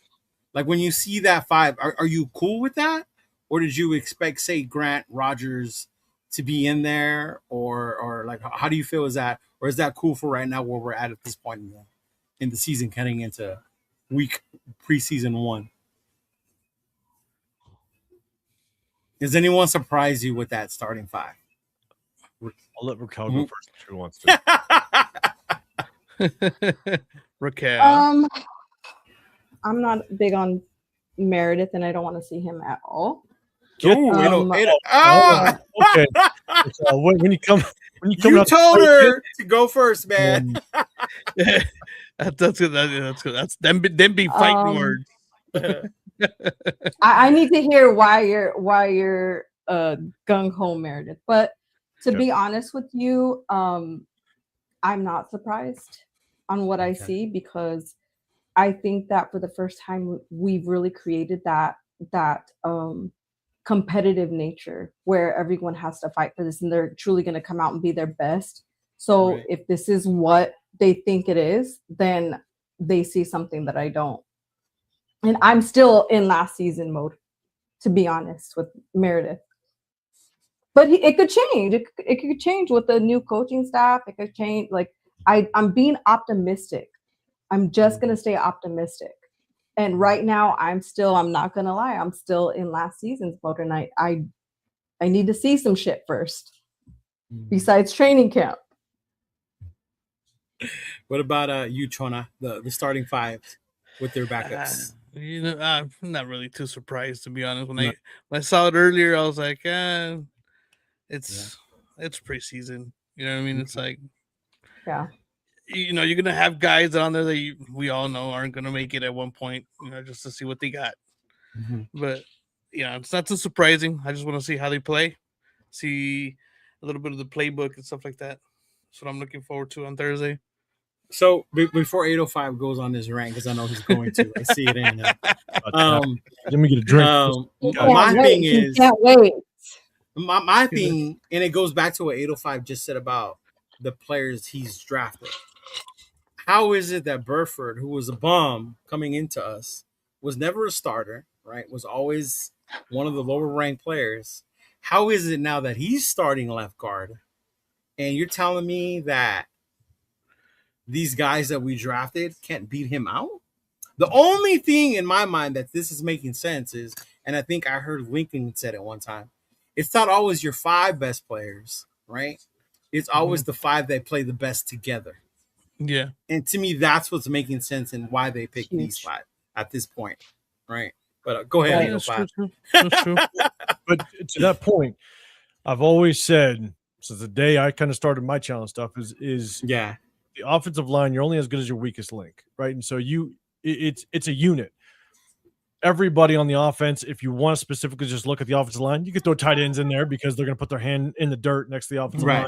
But it just takes one to miss their block. Yeah. Everybody else could do the job. If one misses their block, then you're screwed. And so at the end of the day, that's why I'm a firm believer that you build up the offensive line as much as you possibly can. Yeah. Now to go back to Meredith. Okay. Look, I'm not judging Meredith off of last year. I think he got absolutely screwed over because I Meredith has a soft spot for me because prior to the 2024 season, we brought on God damn it, who was the offensive coordinator that we brought over from Chicago? My God, Luke Getsy. So we hire on Luke Getsy. whenever you hire on a brand new offensive coordinator, typically you're going to bring over maybe like a receiver and an offensive lineman. They're just extra coaches. They help the other offensive linemen kind of teach their scheme. And so I went on. I basically said, look, the one guy that I wanted to bring over was Lucas Patrick. He ended up going to the Saints, and he actually went and did well with the Saints. But then we went and brought over Cody Whitehair. And I swear to God, I told myself again, I just did it. And shit. I went back and I watched tape of remember Cody Whitehair, and I Cody just Whitehair. knew he used to be trash. I was pissed. I found out that was the guy that we brought over. But then it was the Cowboy preseason game, that 2024 season, where Jordan Meredith was playing guard, and I broke down the game film. I'm looking at it, and I thought Jordan Meredith actually did very well. So I kept watching him, and I said at the start of the season, Jordan Meredith, he's got to start. One, I know Cody Whitehair is trash and garbage. Right. And I think Jordan Meredith has the skill set to be a starting guard in the league. Now it's preseason. How well can he do? That's to be determined. But I thought he was definitely better than Cody Whitehair. Well, in the 2024 season, Jordan Meredith ended up being ultimately, it could fluctuate depending on what you're looking at, but basically a top 15 guard in the National Football League. He was without question our best offensive lineman that year. Colton Miller went down, but ultimately 364 offensive snaps, passing snaps, and not a single sack given up in the 2024 season. And he was extremely efficient in the run game, going against the Broncos defensive line, going against. Wasn't that the year that our quarterbacks were getting killed too? Like we lost Aiden a lot. We had what's his name Not by playing? Jordan Meredith. Yeah. He never gave up a sack in 360 plus snaps. But then what does Pete Carroll's son do? He moves him to a goddamn position he has never played before in his entire life. Never in his entire football career did he ever play that position. And Meredith, he's already undersized. And so when you're undersized, now you have to snap the ball and then get your hands up and snap the ball and get your hands up and get your feet involved as well. Yeah. It's not easy. Plus, you've never played that position before. It's different footwork. It's different hand placement. Everything is different. So Everything. I honestly felt bad for Jordan Meredith. But then you move him back to guard, and the problem is that now he's basically learning the offense at a completely different position. Even though he's used to guard, you now have to learn the offensive scheme, the blocking scheme as the guard. Zone blocking is different. Yeah. So that's why I just think, is Jordan Meredith going to start on this offensive line? Most likely not. Probably not. I wouldn't be surprised, and because it's just a different regime and they're going to bring in their guys. Shit, I don't know if Jordan Meredith will be here. I have absolutely no clue. But ultimately, if you take what Jordan Meredith is good at, and if you look at what he did in the 2024 season before Pete Carroll and his son just screwed him over, Jordan Meredith was a damn good guard. So that's what I'm basing him on. But so you would prefer him over Burford? 100%. Okay. I'd prefer him over JPJ. Whoa! He did in 2024. He's our best guard right now. JPJ has a lot of potential, but he's very inconsistent. Let's talk about getting screwed over. Let's not forget how JPJ got screwed over. Yeah. In my opinion, I do think did. damn near the entire offensive line gets a pass. Right. Well, Same. We're Yeah. just it was just shitty coaching. Right. So, but what is very interesting though is it goes back to, give me an indication on how well Spytech is drafting. And one, I know it's not the draft, but it's free agency. You went and you got Ashton Genty as the number 6 overall pick running back, and your second top free agent pickup outside of Geno Smith was Alex Kappa. You thought that was the solution to this offensive line, and then you followed it up with Charles Grant and Caleb Rogers.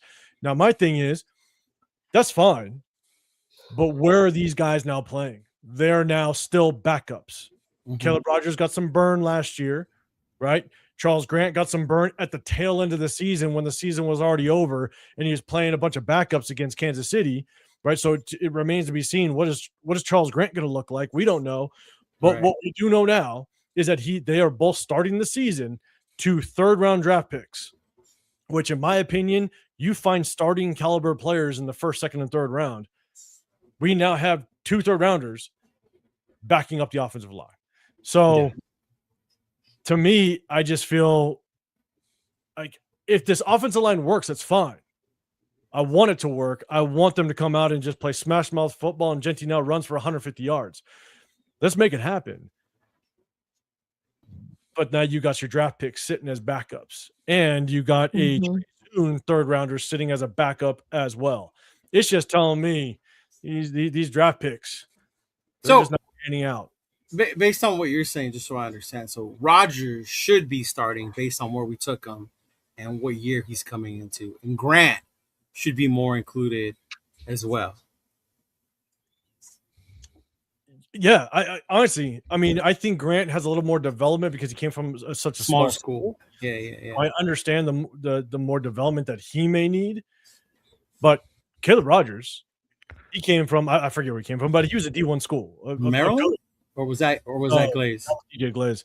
Glaze, Glaze. yeah. Okay. But he came from a good D1 school with good competition. So you would think that if it's not last season at some point, which he did, I see it big like Texas Tech. So you go for, you at least come from a school to where you're seeing at least some decent competition. So I would think a third rounder at some point should be able to start. Now, mind you, we're talking about 2 third rounders. We talk about Darian Porter. He's starting, but still suspect. He's going to start all season. Jack Mesh, very suspect. We'll talk about the rest of the depth chart. So I'm really questioning a lot of these draft picks that Spytech is coming up with right now. Mind you, this is first depth chart that's come out prior to the first preseason game, right? This can change. This can change before that first game against Miami. Yeah. Right. Yeah. But yeah, I see where you are. I think the coaches from last year, I think a lot of players took a hit from that too, though. Yeah, they're developing these players on both sides weren't all that great, right? So it's like it felt like a lost year almost last year with that coaching staff. It was. It's like now it's like if they were on year 2 last year, it almost feels like okay, it's year 2.1. You know what I mean? Because the coaching staff last year was just horrible, right? So I don't know. We'll see. And let's not forget the one thing, and Joe Morley always reminds me of this, that we're adding this year to our offensive line, because even to what 805 said, the tight ends block as well, right? You think of Big Mike, Ian Thomas, even Brock, can block. But we got a fullback. Yeah, we do. Yeah, Connor Hayward. We have an actual fullback in the backfield now. So how's that going to work? What's that going to look like for Genti and the run game, right? Like, what's that going to be like? So it's definitely interesting thing to see when it comes to the offensive line. But the opposite end, the trenches. I want to start in the trenches.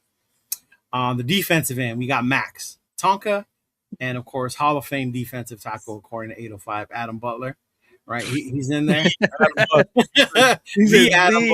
Adam Butler. Right, and then notice it says edge, right?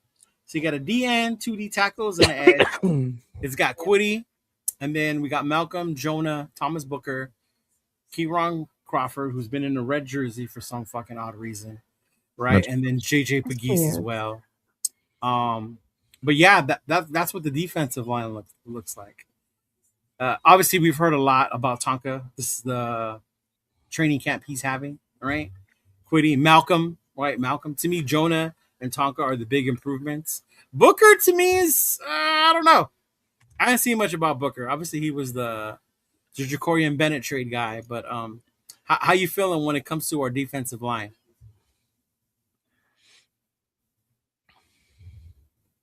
Well,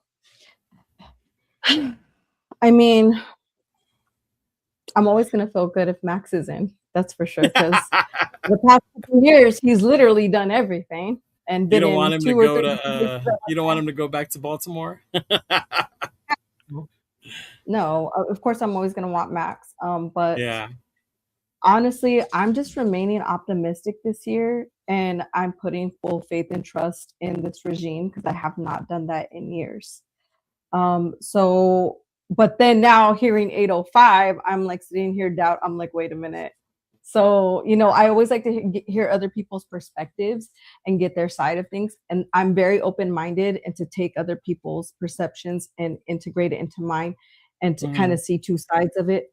But this year, I mean, I'm just going to go in it with an open mind and try to remain calm and not get in my feelings and my emotions like I usually do.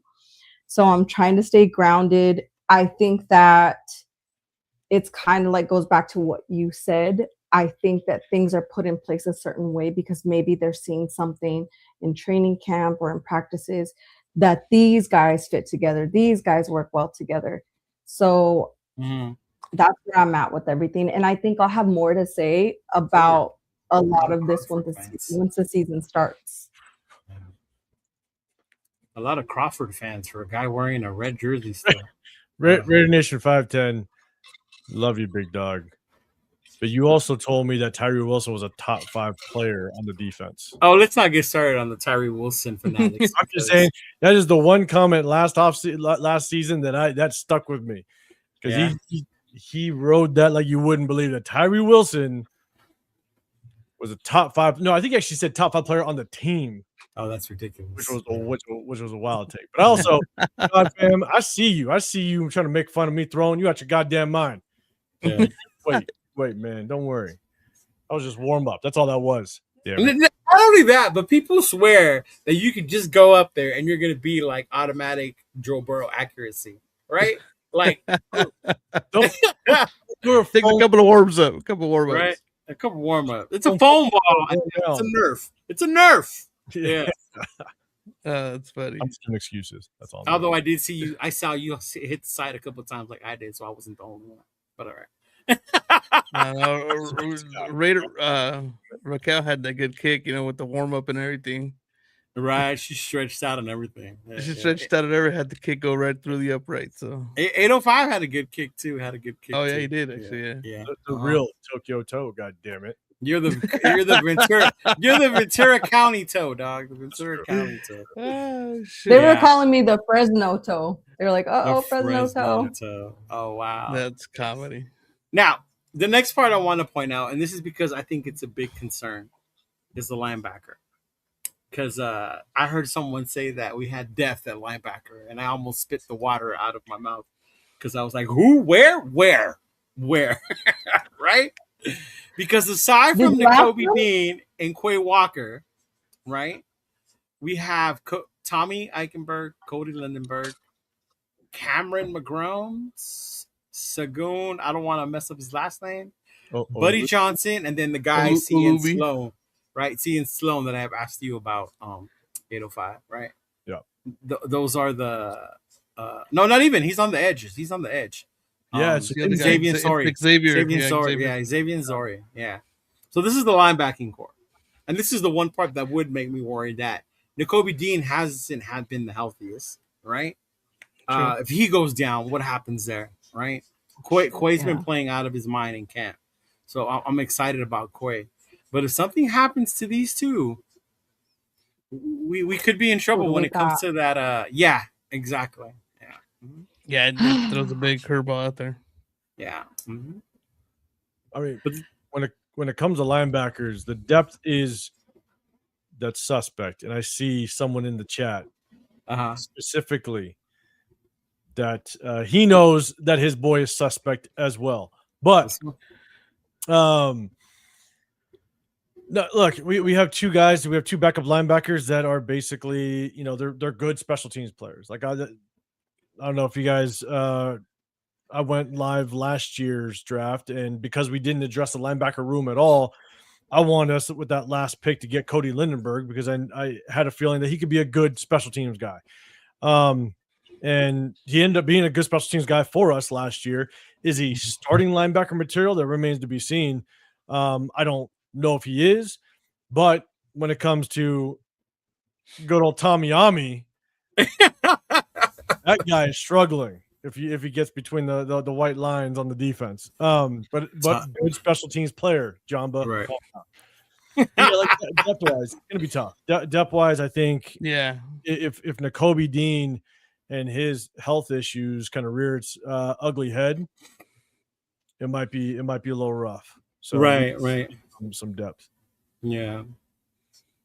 Yeah, it's definitely a lot of trouble, right? When it comes to the linebacking core. Yeah. But And I don't know how you compensate for it again if you are struggling with the backup linebackers. They're just not producing or up to par. right. That's the question, is just how do you adjust the defense? Do you play more big safeties to kind of compensate for that? Just don't know. So we'll see. And to that, then we look at our secondary. Our secondary, on the other hand, looks a little more promising. It's got more depth, if you will. You got Stokes, Porter, Teron Johnson, Isaiah Palomao, Jeremy Chin, right? Backing them up, you got DCAM, Hezekiah Masses, Greedy, Traydon Stukes, Dalton Johnson, another one, right? Talk about drafts.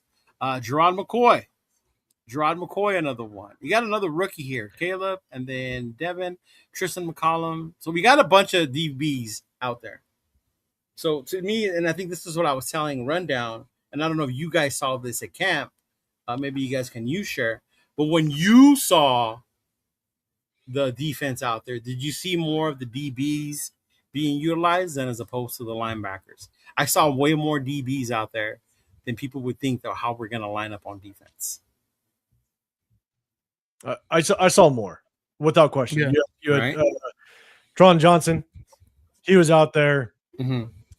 But you also had Jeremy Chin on the field as well. Right. But then you obviously have Isaiah Palomao playing up top. And so you definitely saw more DBs than linebackers. They're going to run basically what they call that 4-2-5, more than likely, because you saw more even front than odd.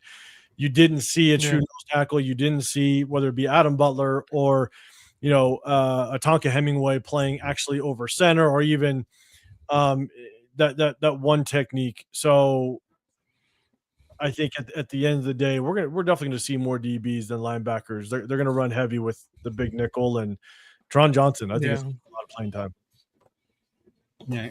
So Raquel, I'm going to ask you Teron first. Johnson was out there a lot. So. Yeah, he was. He really was. He was out there a lot. But Raquel, Isaiah Palomao slotted as a starting free safety behind second round pick Traydon Stukes. Now, we were both there at the party. We both had our reactions to that pick, right? Seeing this on the depth charts now, that Isaiah is starting over him, how does that make you feel about our second round pick, 36 overall? It makes me feel confirmed in my exact reaction. I mean, I was like, what? Like, and it's like I said, I have no issue with the kid. I'm sure he's a beast and he has talent. And yes, I believe he does, but that should not have been our focus at that time.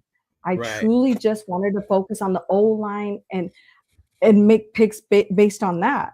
And so when we're talking about, like if one of these two go out, that's exactly why we should have been getting someone else in the draft for the O-line instead of focusing on the defense. So like I said, Jacob Rodriguez. Yes. So for me, when I heard them announce for our second pick that we were picking up a defense, it just, I thought maybe they knew. No, the reaction for all of us was like, "Who the fuck is that?" That was the exact reaction all three of us had, because we were standing there waiting for Mendoza to come out. Right. And we're sitting there and we're like, "Ooh, they just moved back," and he's still there. And then we're like, yeah. And then it was like Stukes, and we're like, even the guys behind us were like, "What the fuck is that?" Now, mind you, mine may have been the worst in that I made the face and I said I need a drink, and we walked straight to the bar, right? Yeah. We walked straight to the bar. I know 805 was in Pittsburgh with the fellas, and I'm sure they reacted a certain way when that pick was announced. I mean, we're all told to chill, but I mean, yeah. The problem is that I think Isaiah Palomao, if you run and it looks like this is what we're running, which I'm excited for. If Isaiah Palomao can run in more of a 2 high safety set, as opposed to, we ran that stupid cover 3 last year. The cover 3 was horrible for him. It was it was horrible for everybody because not only did we just run cover 3, we didn't disguise it. We didn't adjust to it. We didn't move to it. Nothing. We stuck in a standard cover 3, which any mediocre quarterback can pick apart. And that's basically what they do. And so I was hoping that Robbie Leonard, now being the defensive coordinator, coming from Brian coaching Flores. with Brian Flores over in Minnesota, he runs more of a 2 high safety defense. If he brings that over, I think Isaiah Paul-Mal can have more success and kind of get to what he looked like 2 years ago, not last year, but the year before that. The year before, yeah. And more of a defensive coverage or alignment like that. So I'm excited. I think he can do well or find success. Now, if he does find success, then this is where when you pick up a guy like Stooks, he's not going to most likely start over Isaiah Paul-Mal. I said this before training camp even started. I was like, I don't see him starting over Isaiah Paul-Mal. I don't see him starting over Tron Johnson, only because we traded for Tron Johnson. We went out and we got him. So, and he's a veteran, so there's a good chance. Yeah. He's going to get a starting position. I don't see him starting over Jeremy Chin. And so I don't know where he fit unless he just blew our socks off as going out there and playing, which he hasn't at all. So then what does that mean? To at least start the season, things can change. He can improve, but to at least start the season with this initial depth chart, here's another second-round pick that's very suspect as to where he's going to fit. And maybe we'll talk about the receivers because there's another second. Yeah, we'll get there. It's just I don't know where he fits. And that's the problem is that, again, like I said before, I expect to draft day 1 starters rounds 1 through 3. Again, outside of quarterback. I understand sitting Fernando Mendoza in the development.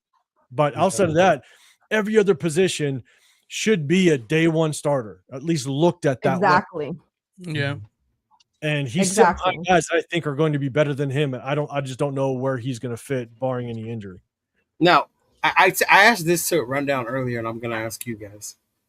Are we being bitter Raider fans? Because Isaiah is Isaiah. We liked him 2 years ago. Last year he was bunt, cover 3, right? But now, to me, this is what I told him. If I'm Isaiah, I looked at the draft and what they did. They brought in a bunch of young secondary guys. These guys, this regime don't know me other than Robbie Leonard, right? I'm going to have to fight for my damn job if I want to stay here. So that may have put Isaiah at a whole nother level where he worked harder, pushed himself harder. And now maybe he is playing better and has earned that spot above Tre'Davious Stooks, even if he is a second-round overall pick, right? Because at the end of the day, you're going to play the guy that's playing better, regardless of where you drafted him, right? Mm-hmm. Yeah. So is that a bad thing to have as a Raider fan? Or is it we're just so fixated on this PTSD we have with draft picks that when we see one doesn't start, we're like, we fucked it up again? Honestly, I'm not going to go there yet. I'm straddling it. I go back and forth. I'm not going to lie. Like, I'm straddling it and I'm working through it. But thank you. I keep saying thank you. I keep saying, that I feel like the intention is that they're creating the competitive culture, but yet cohesive so that, they can learn to work together. They're competing against each other. Yes. And I think that it's pushing them to push through to their full potentials. And that could be what is happening with Paul-Mal. But I'm still a little annoyed we took Stooks as our second pick. I was waiting for someone to say that because you said straddling. God damn it, G Set fam. myself up. Jonah, What about you, Chona?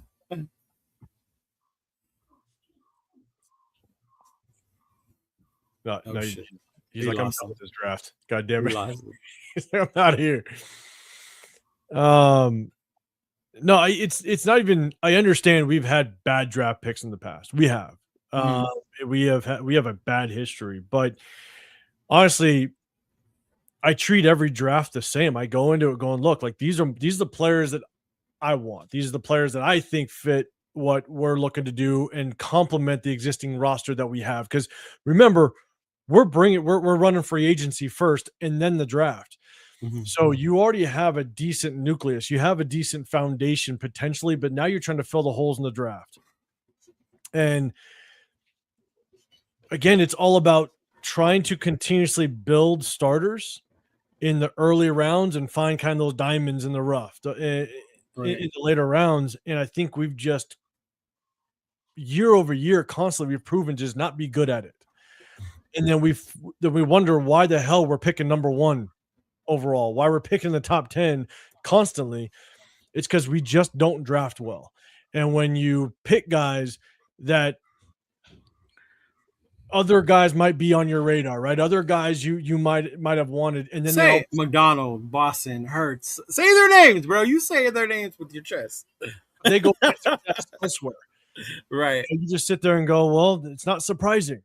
Yeah, that we're picking number 1 overall or number 6, or you know what I'm saying. So, PTSD is part of it, but at the same time, I think I just get so pissed off because now we always have to sit there and go, well, we just got to trust the process. Yeah. And then we go through and go, well, hey, they may not be starting today, but hey, maybe they can develop, maybe they can turn to something or give it some time. And we've been saying it for so long that we find ourselves with the number 1 overall pick. So I don't know. It's just, it's kind of just mixed emotions, to be honest with you. And I hope they get it right. I don't know. It's PTSD. It's PTSD, though. PTSD. Yeah, because I was thinking that I'm like, why are we like? So it's the end of the world because Isaiah is beating out our 2nd overall pick. As a Raider fan, I'm happy that someone we have on the roster is actually playing to that level, right? And we're not just hoping this rookie's going to come in because we need him to. Yeah. Mm-hmm. But it took me a while to get there. I gotta lie. I think what's difficult though is if Isaiah Paul-Mao does not produce, if he plays like he did last year, then there would be a problem, right? And then you got a rookie that can't even beat out an Isaiah Paul-Mao that's not playing very good. Mm-hmm.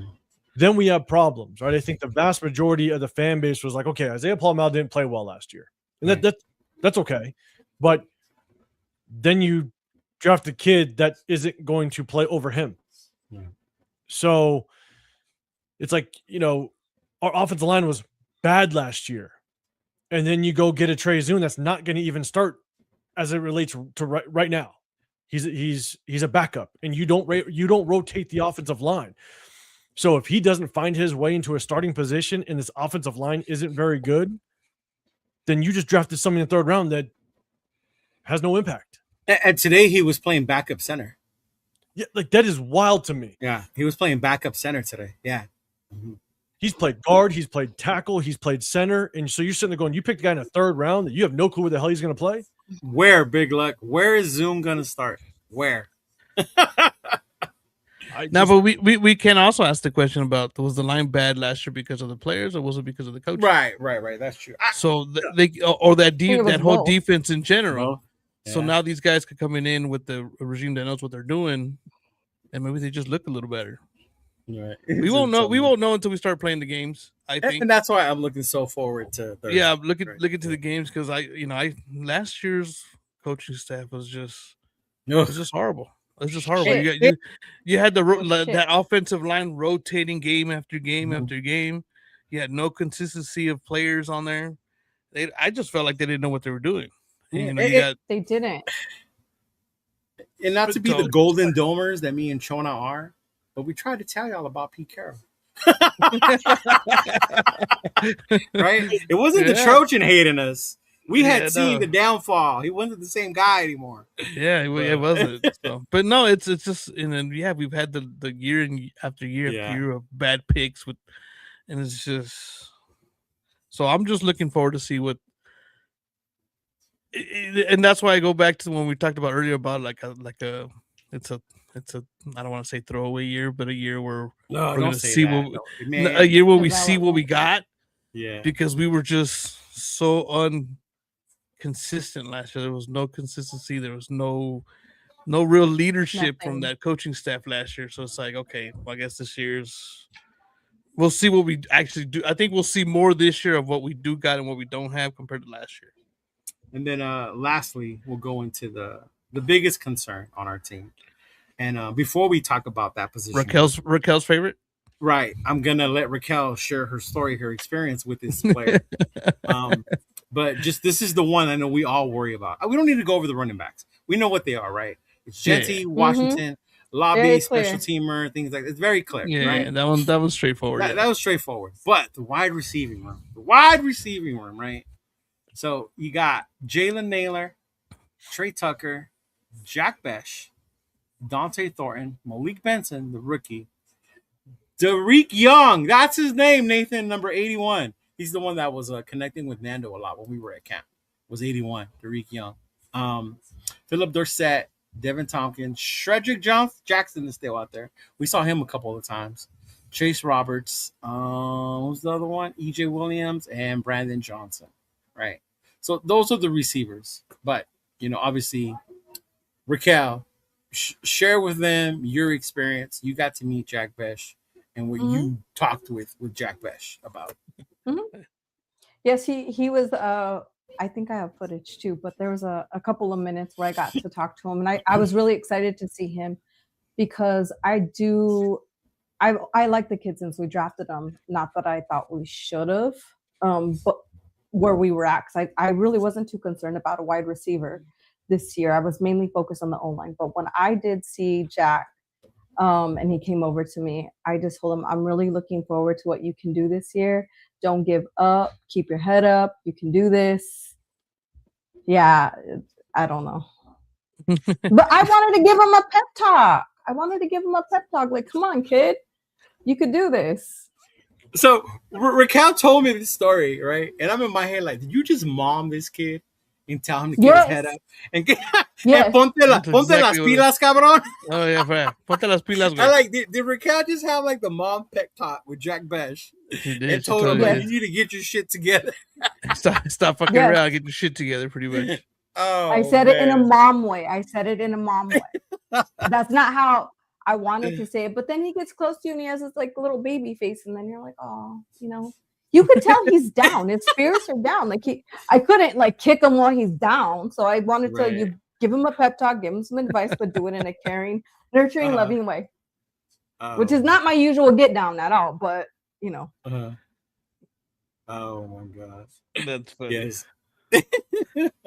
That is But yeah, that's your wide receiving depth chart. You got Naylor, Tucker, Besh at the 3. And then, of course, you got the backups with Thornton, Benton, and the rest of the cast. Surprised Besh is at 3? You guys think maybe somebody else should have been there? Or you're surprised? Why are you surprised, Raquel? I'm just surprised because I don't feel like they're even using him enough in training camp or anything. But like I said, like I don't know. They could just be showing us like whatever they want to show us in the moment. We won't know till preseason what their intentions truly are. We're not going to know. Yeah. So I am surprised to see him, at least before Thornton, and that's it. Oh yeah, Thornton's last for sure. Yeah. Last for sure, and then Besh before him. And other than that, I would kind of, be like, okay, let's see. But I'm surprised to see where he's at. That's why I gave him the pep talk. How bad for him. Well, Naylor hasn't been in any of the practices, right? He wasn't at the 2 that I went to. Oh, was it the one you went to? Because I don't remember seeing him or anybody talking about him, to be honest. He was there when we were there Tuesday, but we didn't realize who he was until after. And that probably was because they weren't giving a lot of plays towards him. Yeah. Yeah. Well, Friday, Michael Mayer was going off.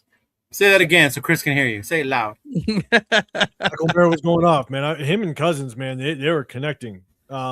He's so underrated. He is so underrated. I love Michael Mayer. Now, I don't know, because Jalen Naylor wasn't there. Were they compensating? Was he just getting more reps because Jalen Naylor wasn't there?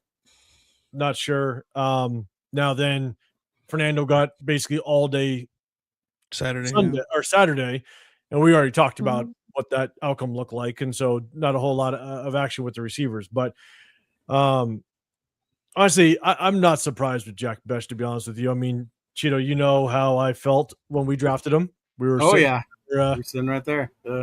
In the room, but the the one thing that I was looking at was, one, is Jack Bech even out there, right? Because I haven't heard anything about him in training camp, barely heard anything about him in OTAs.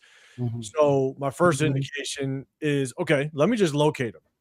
Is he running with the ones? Is he running with the twos, right? He ran with the ones both Friday and Saturday. And I'm looking at the quarterbacks, and they're not even looking his way. They're not looking his way post-snap. When the quarterback drops back to pass, the eyes instantly go away from Jack Bech. They're not even looking at him. And I think what is really concerning, and honestly, Raquel, when you talk to him and he was probably down, it's probably because he literally worked out in 150-degree weather and didn't get a single rep when it came to just a catch, not a single target, right? So he's basically just running routes in 150-degree weather. It's tough because when the quarterbacks don't even look your way, when they get that snap and their eyes don't go to you, that tells me that they just don't have trust in you. And then I tried to watch them as much as I could, because obviously you're trying to watch a lot, but I wanted to watch, see just how is he doing running wise? Is he getting separation? Is he being able to kind of detach from the defensive backs? If they're running zone, is he finding the soft spots in the zone? And the times that I saw him, there wasn't much separation at all. There wasn't really much opportunity for the quarterback to even get him the ball. But then you just keep watching the quarterback's eyes, and they're just not looking at him. And that just tells me that the quarterbacks have zero trust in him. And we'll see if that changes in preseason. We'll see if they can grow some chemistry, because right now it looks like, when you're hearing reports, Cousins has a little bit of rapport with Jalen Naylor. He's obviously targeting Brock Bowers. Him and Brock Bowers on that day one, the first day I went, Cousins was hitting Brock Bowers all day long. It was, they're clicking. But then it sounds like he's hitting Jalen Naylor. Obviously, some people have been talking about Malik Benson, but it is. I saw Tucker get the ball a lot. Yeah, Tucker's out there getting some touches. Yeah. But it's just crickets when it comes to Bech. And so, and I'm seeing people in the chat asking, can Bech go to tight end or maybe convert to tight end? I looked it up. Bech is only 6'1". He's not very big. That's small. You're not going to be able to be a tight end in the National Football League at 6'1". Like you got to be a special talent in order to pull that off, and he's just not it. And so I don't know where he's going to fit. So I'm not surprised he's number 3. Honestly, to be dead honest with you, I think he's number 3 just by default because he's a second-round draft pick. I think there's a really good chance that someone's going to compete to possibly take his spot. If we go 12 personnel and there's 2 tight ends, I don't think Jack Bech is on the field. It might be just Jalen Naylor and Big Mike and Trey. Brock. That might be the personnel. So, I don't know. I know that a lot of people are talking about Clint Kubiak. He likes to run the football, which he does. And Jack Bech is going to be able to, use his physicality to be a blocker out there. But at the end of the day, you also need something that can complement off of that run. And he's just, at least what I've seen, I think he just struggles even with just the route running. People kind of compared him to, he could be the Cooper Kupp of Seattle last year. Cooper Kupp is a damn good route runner. That's the difference. That's the separation. Yeah, I'm about to say Cooper Kupp can run routes, bro. What the hell are you talking about? Yeah. So that's where I'm just struggling. Where does Jack Bech find himself on this offense? Where he's going to be effective enough. But we have a fullback. Now you got someone saying fullback. Like, we have a fullback. Yeah. So I don't really see where he's going to fit. Yeah. It's going to be a tough one. Yeah, and I understand his blocking. He's a great blocker. You need a receiver to block. But if he can only block, tell me as a defense, when you see him out there, your mind's like, they're running the ball because this fool's here. Because they ain't passing it to him. Right? Coming out. They're not. What I saw from him, see, he did get the ball a couple of times when me and Nathan were there. Because obviously Nathan, that's his dude. He has faith in him. So he did. My thing was he never created enough separation when he did get the ball, it was a Yeah, that's contested. The defender was right there. So one, the throw needed to be perfect, right? So he made like 2 of those. And then the third one bounced off his hands and he dropped it. And I remember making fun of Nathan, like, your boy dropped the ball. That's it. He ain't getting no more balls. And guess what? He didn't get no more balls thrown to him. That game. Yeah. The opposite to routes is Thornton. Thornton looks so horrible running routes out there, bro. Honestly. It looks like he just horrible. runs out, right? It looks like Yeah. He just looks like the only thing he can do is go deep. Because even when he tries to run a route, his feet, like, he doesn't know what to do with them. It's almost like he stutter steps before he's supposed to make his move. So if you're a DB, you even see him, you know it's about to come. So it's like it's so bad his route running. And then again, to 805's point, another draft pick, right? Granted, it was in the 4th round, but it's horrible when you look at it when it comes to that sense and our lack of production. I mean, imagine if we didn't have Brock or Brock Bowers goes down again, because that's what happened last year, right? We had a passing game when Brock was around, but when Brock was gone, it was like, all right, let's just stop Genty. That's the only thing they have. Yeah. That's when you're bringing practice squad guys. That's when you're bringing in Justin Shorter. Right. Yeah. I'm screwed. That's true. Yeah. But to me, this like, oh, he's a blocker. You don't draft a receiver that can block in the 2nd round. If you're drafting a wide receiver in the 2nd round, and remember when we drafted him, that's Jacoby Myers' replacement. Remember that talk? Oh yeah, that's true. Remember that? We could save $20 million. Now we don't have to pay Jacoby Myers. How many people miss Jacoby Myers now? Now I do. Now I'm like, we should have paid him. He went out to Jacksonville. And I know when I was wrong. I know when I'm wrong. I'll admit I was wrong. I would have took him back. We need to go back begging. So yeah. That's our receiving core, and then we'll see, right? As far as Benson, if we look on the bright side, hopefully, right? If we can, and I guess maybe this is another receiver core. Like I talked about the offensive line. The offensive line has to work out. I'm sorry, Spytek has now he's had 2 free agencies, 2 drafts to correct this offensive line. You better make it work. Point blank. Period. This receiver room is kind of similar because you see a Devonta Adams leave this receiver room, whether he washed up or diva, whatever you want to call it. He left. Whoa. But then I'm catering to the chat sometimes. But then you let Jacoby Myers walk, right? Yeah. Again, not saying Jacoby Myers was a true number 1, but he was a solid number 2. But then all you needed was a compliment. That's the word, a complimentary wide receiver. Yeah. And I was never on the Justin Jefferson and bringing this true number 1 receiver because we have Brock Bowers. Right. You don't need that. You just need a number 1 receiver that's going to attract the number 1 corner. Right. But the defense has to know where that number 1 receiver is to take attention away from Brock Bowers. And so never did you need this like Devon or this Justin Jefferson because we have Brock Bowers. Right. But you went and got Jalen Nailor. And Jalen Nailor, to me, just I think at best he's a good number 2. But remember, he could be that complimentary wide receiver. That's all you need him to be. Well, no, but I'm saying a complimentary to the number 2, like a Jalen Nailor, right? So we had opportunity. You had opportunity in free agency. You had opportunity in the draft. You could have went receiver in round 2. You could have went receiver in round 3. But right now, we might have a 2nd rounder and 2 3rd rounders that are rotational pieces in this draft. So you got guys that aren't going to even contribute this year as it relates to this depth chart. Could change. But Traden Stukes, non-starter. Trey Zune, non-starter. Keon Crawford taking mental reps with the red jersey. Like, you have plenty of receivers still on that board. So if this receiver room doesn't work, again, that's just another massive failure on Spytek's part, in my opinion, because you had opportunity. Yeah.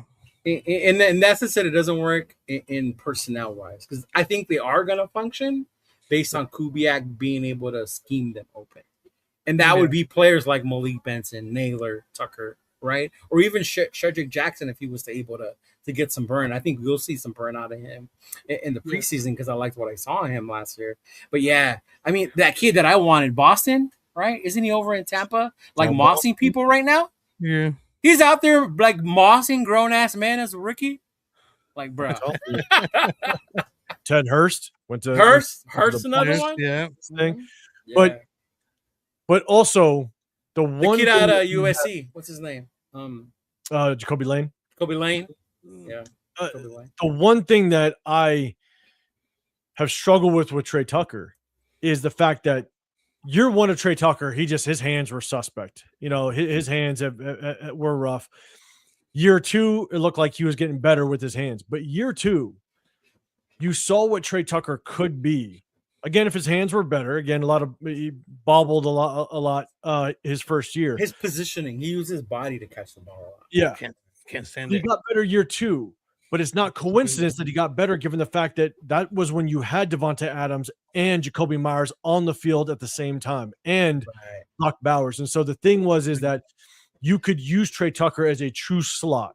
You could use him in the way that I think he's intended to based on his skill set. But all these years that we let receivers go and receivers get hurt, and now he's being used as the number one and then used as the number two, and he's getting moved around all over the place.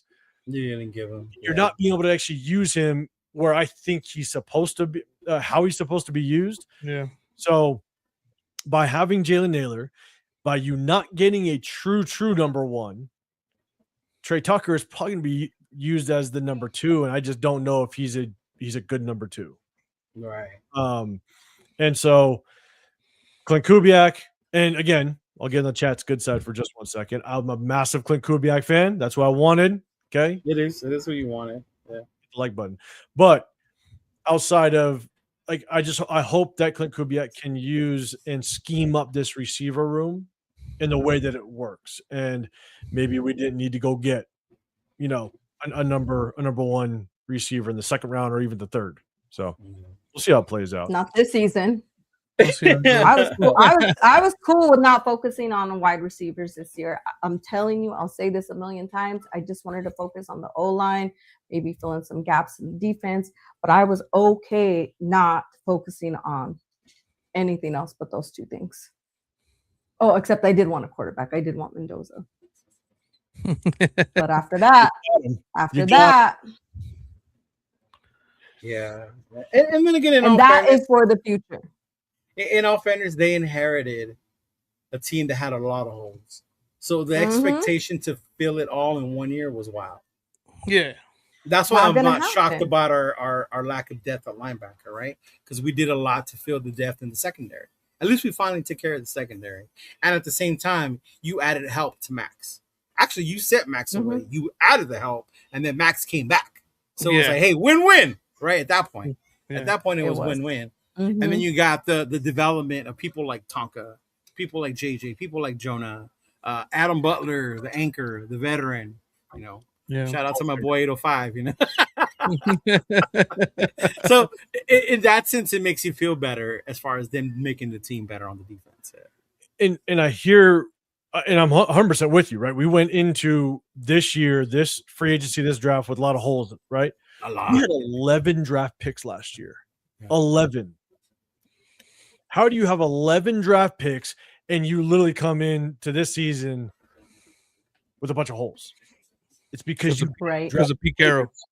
I can fill some of those holes. And his sons. So maybe it was Pete Carroll again. I don't know. Blame Gino. We're done blaming Gino. Oh, it was Gino's fault too. That's just horrible. Yeah. PTSD. But I mean, that's where the PTSD comes from. Yes. As the depth charts came out today, we're going into our preseason game on Thursday. I'm happier with the O-line this year than I was last year. Happier with the D-line, the secondary. Linebackers are still question mark other than the main two. Honestly, I don't even want those two to play. I don't want them to get hurt. Like, if I see Quay and Dean for one series, I'm good. Like, let them sit, right? Yeah. Same with Kirko. I want to see Kirko take 3 snaps at the most. Sit your ass down. Genty. See, and here's my thing, and I wanted to ask you, Coach 805. It's hard for me to gauge the run game in training camp when you can't tackle these guys. Yeah. So how can I really know if Genty looks better, if Washington looks like a starter, right? Or if Hemby's going to surprise people? Like, how do I really know that without seeing them in a game with full contact? I mean, are you saying without seeing them in preseason? Yeah. Mhm. I mean, you can't. Like, you have to go see them in preseason. And you know, it's all about it's all about, especially with young players. And again, this was the biggest concern that I had with Genty coming from the Mountain West and playing non-NFL caliber talent. Mind you, I'm a Genty fan now, just so you know. As a young rookie, especially running back, how do you process the speed of the NFL? That's the biggest thing. Mhm. You know, you have literally damn near, 15 to 18 bodies flying around in front of you. How do you process the speed of the NFL? Yeah. And you're only going to be able to really truly understand that in real game like situation, because I said it early on, and Leo, you just kind of said it, is in training camp, you're going to basically a thud. You're going to get wrapped up at the line of scrimmage. They'll try to stop you. But if you actually have an opening and you get to the secondary isn't going to tackle you. They're going to basically try to wrap you up, thud to you, and just try to punch the ball out.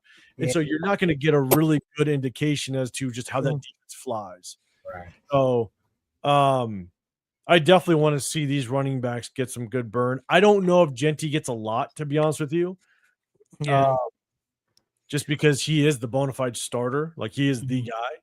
So I could see us possibly rotating quite a bit of running backs. And I only say that because we went out and we worked out a ton of running backs. Yeah, there's still some on there that I don't know who they are. Yeah.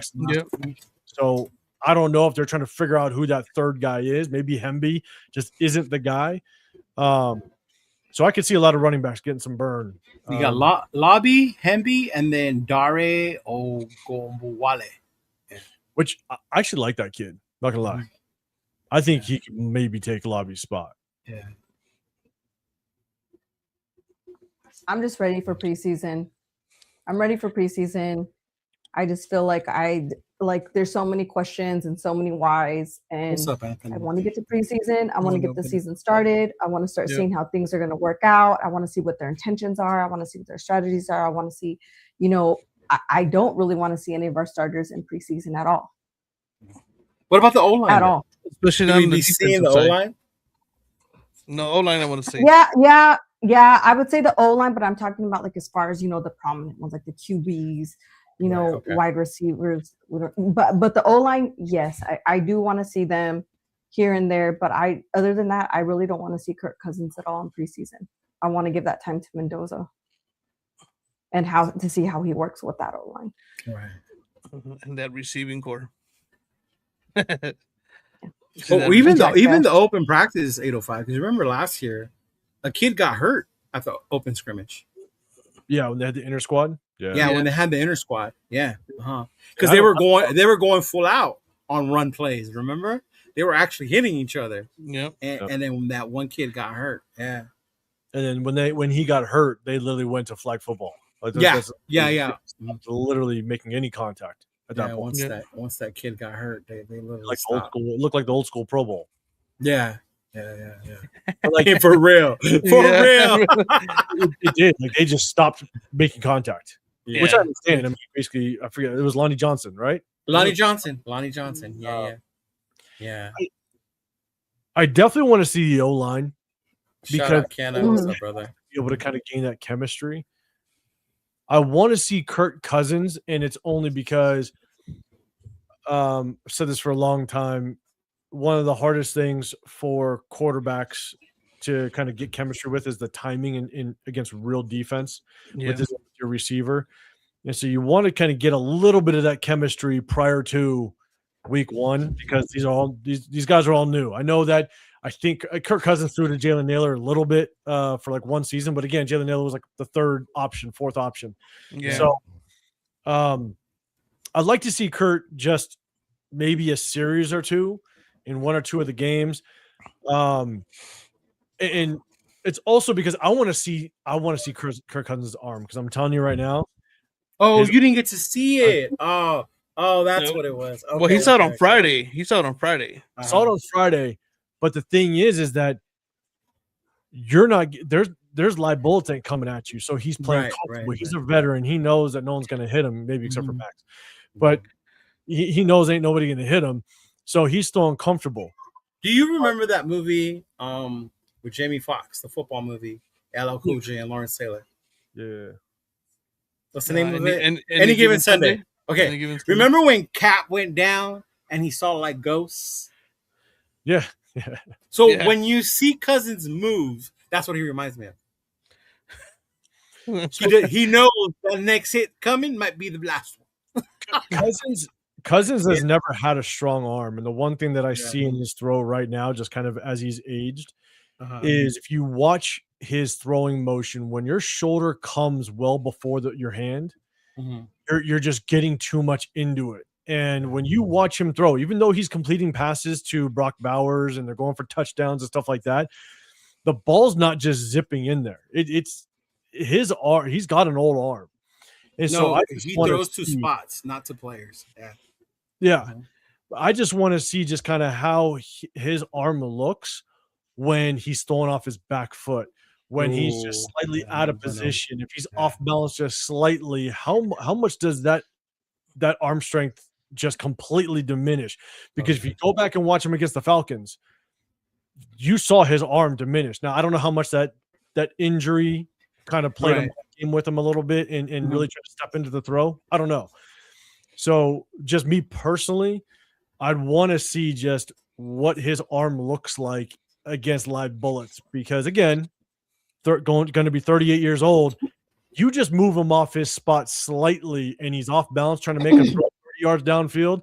Yeah. He can come out a duck, and then now these safeties are jumping it all day See, long. that's yeah. what happened to us when we were doing that throwing thing, 805. People don't know how windy it was that day.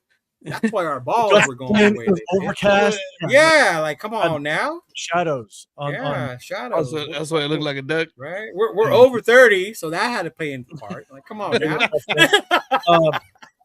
So, but then also when it comes to aging quarterbacks, the one thing that I've noticed as years go on is when you lose that arm strength in real time, when the ball snapped, you see that out route, and 5 years ago you could have hit that out route, and that ball just don't get there as quick as you thought, and that Yeah. corner jumps it. Yeah. Sometimes older quarterbacks just can't process the fact that they can't get the ball there quick enough, and they've Right. gotten into such a rhythm and a habit, because mechanics are real. You get Yep. into a mechanic, you get into a rhythm, and when you just can't get that ball there like you used to, it's really hard to get out of it, of that habit. And so I just want to see him a little bit, and doesn't need to be a lot, because I'm with you. I mean, Fernando, you better get a whole half every single game. That's where I'm at. I want to see him You're get the a whole number half. one overall pick. Aiden, I want get three a whole quarters. half. Three Yeah. quarters. Yeah. I don't want to see Aiden at all.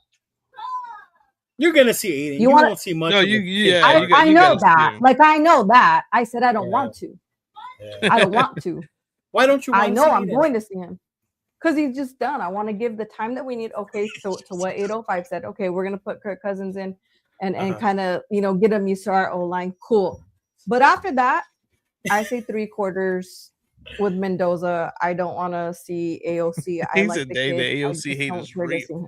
Right. It's not hate. It's not hate. It's being realistic. So why are we wasting training time for Mendoza on AOC, who's never going to be a starter on our team? Careful. Now. Like what for? Careful. The AOC targets are You gonna know? come for you. I would be in my opinion, I think the only way that we see a substantial amount of Aiden O'Connell is if they try to showcase him for potential trade That's what opportunity I at the was. deadline. Yeah. Yeah.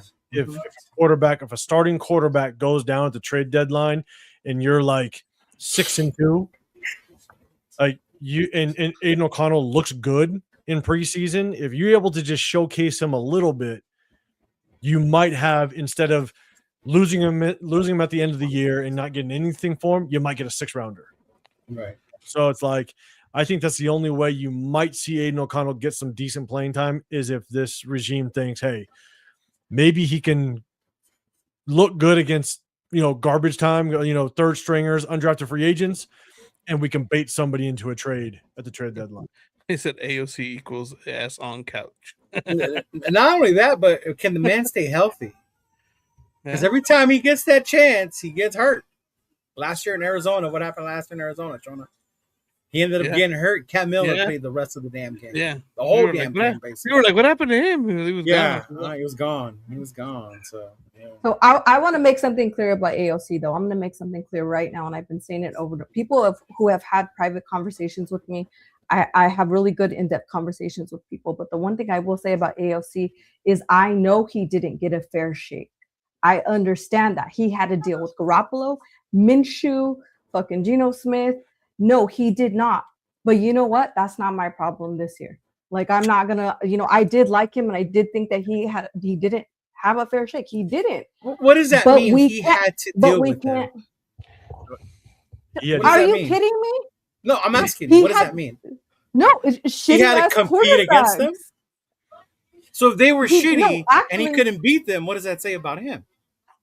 They didn't put him in because it was a coaching decision. I think honestly, when our seasons were becoming shitty, we should have sat down all these veteran quarterbacks and let AOC play. We should have did that when he had Garoppolo. When we had Garoppolo, Do you not should have remember that they with did Minshew. it when Jimmy was here and he got hurt when he went in? Yeah, but I mean, we should have kept going. We should have just let him develop. Our season was He screwed. kept getting hurt. Anyways. He kept getting hurt.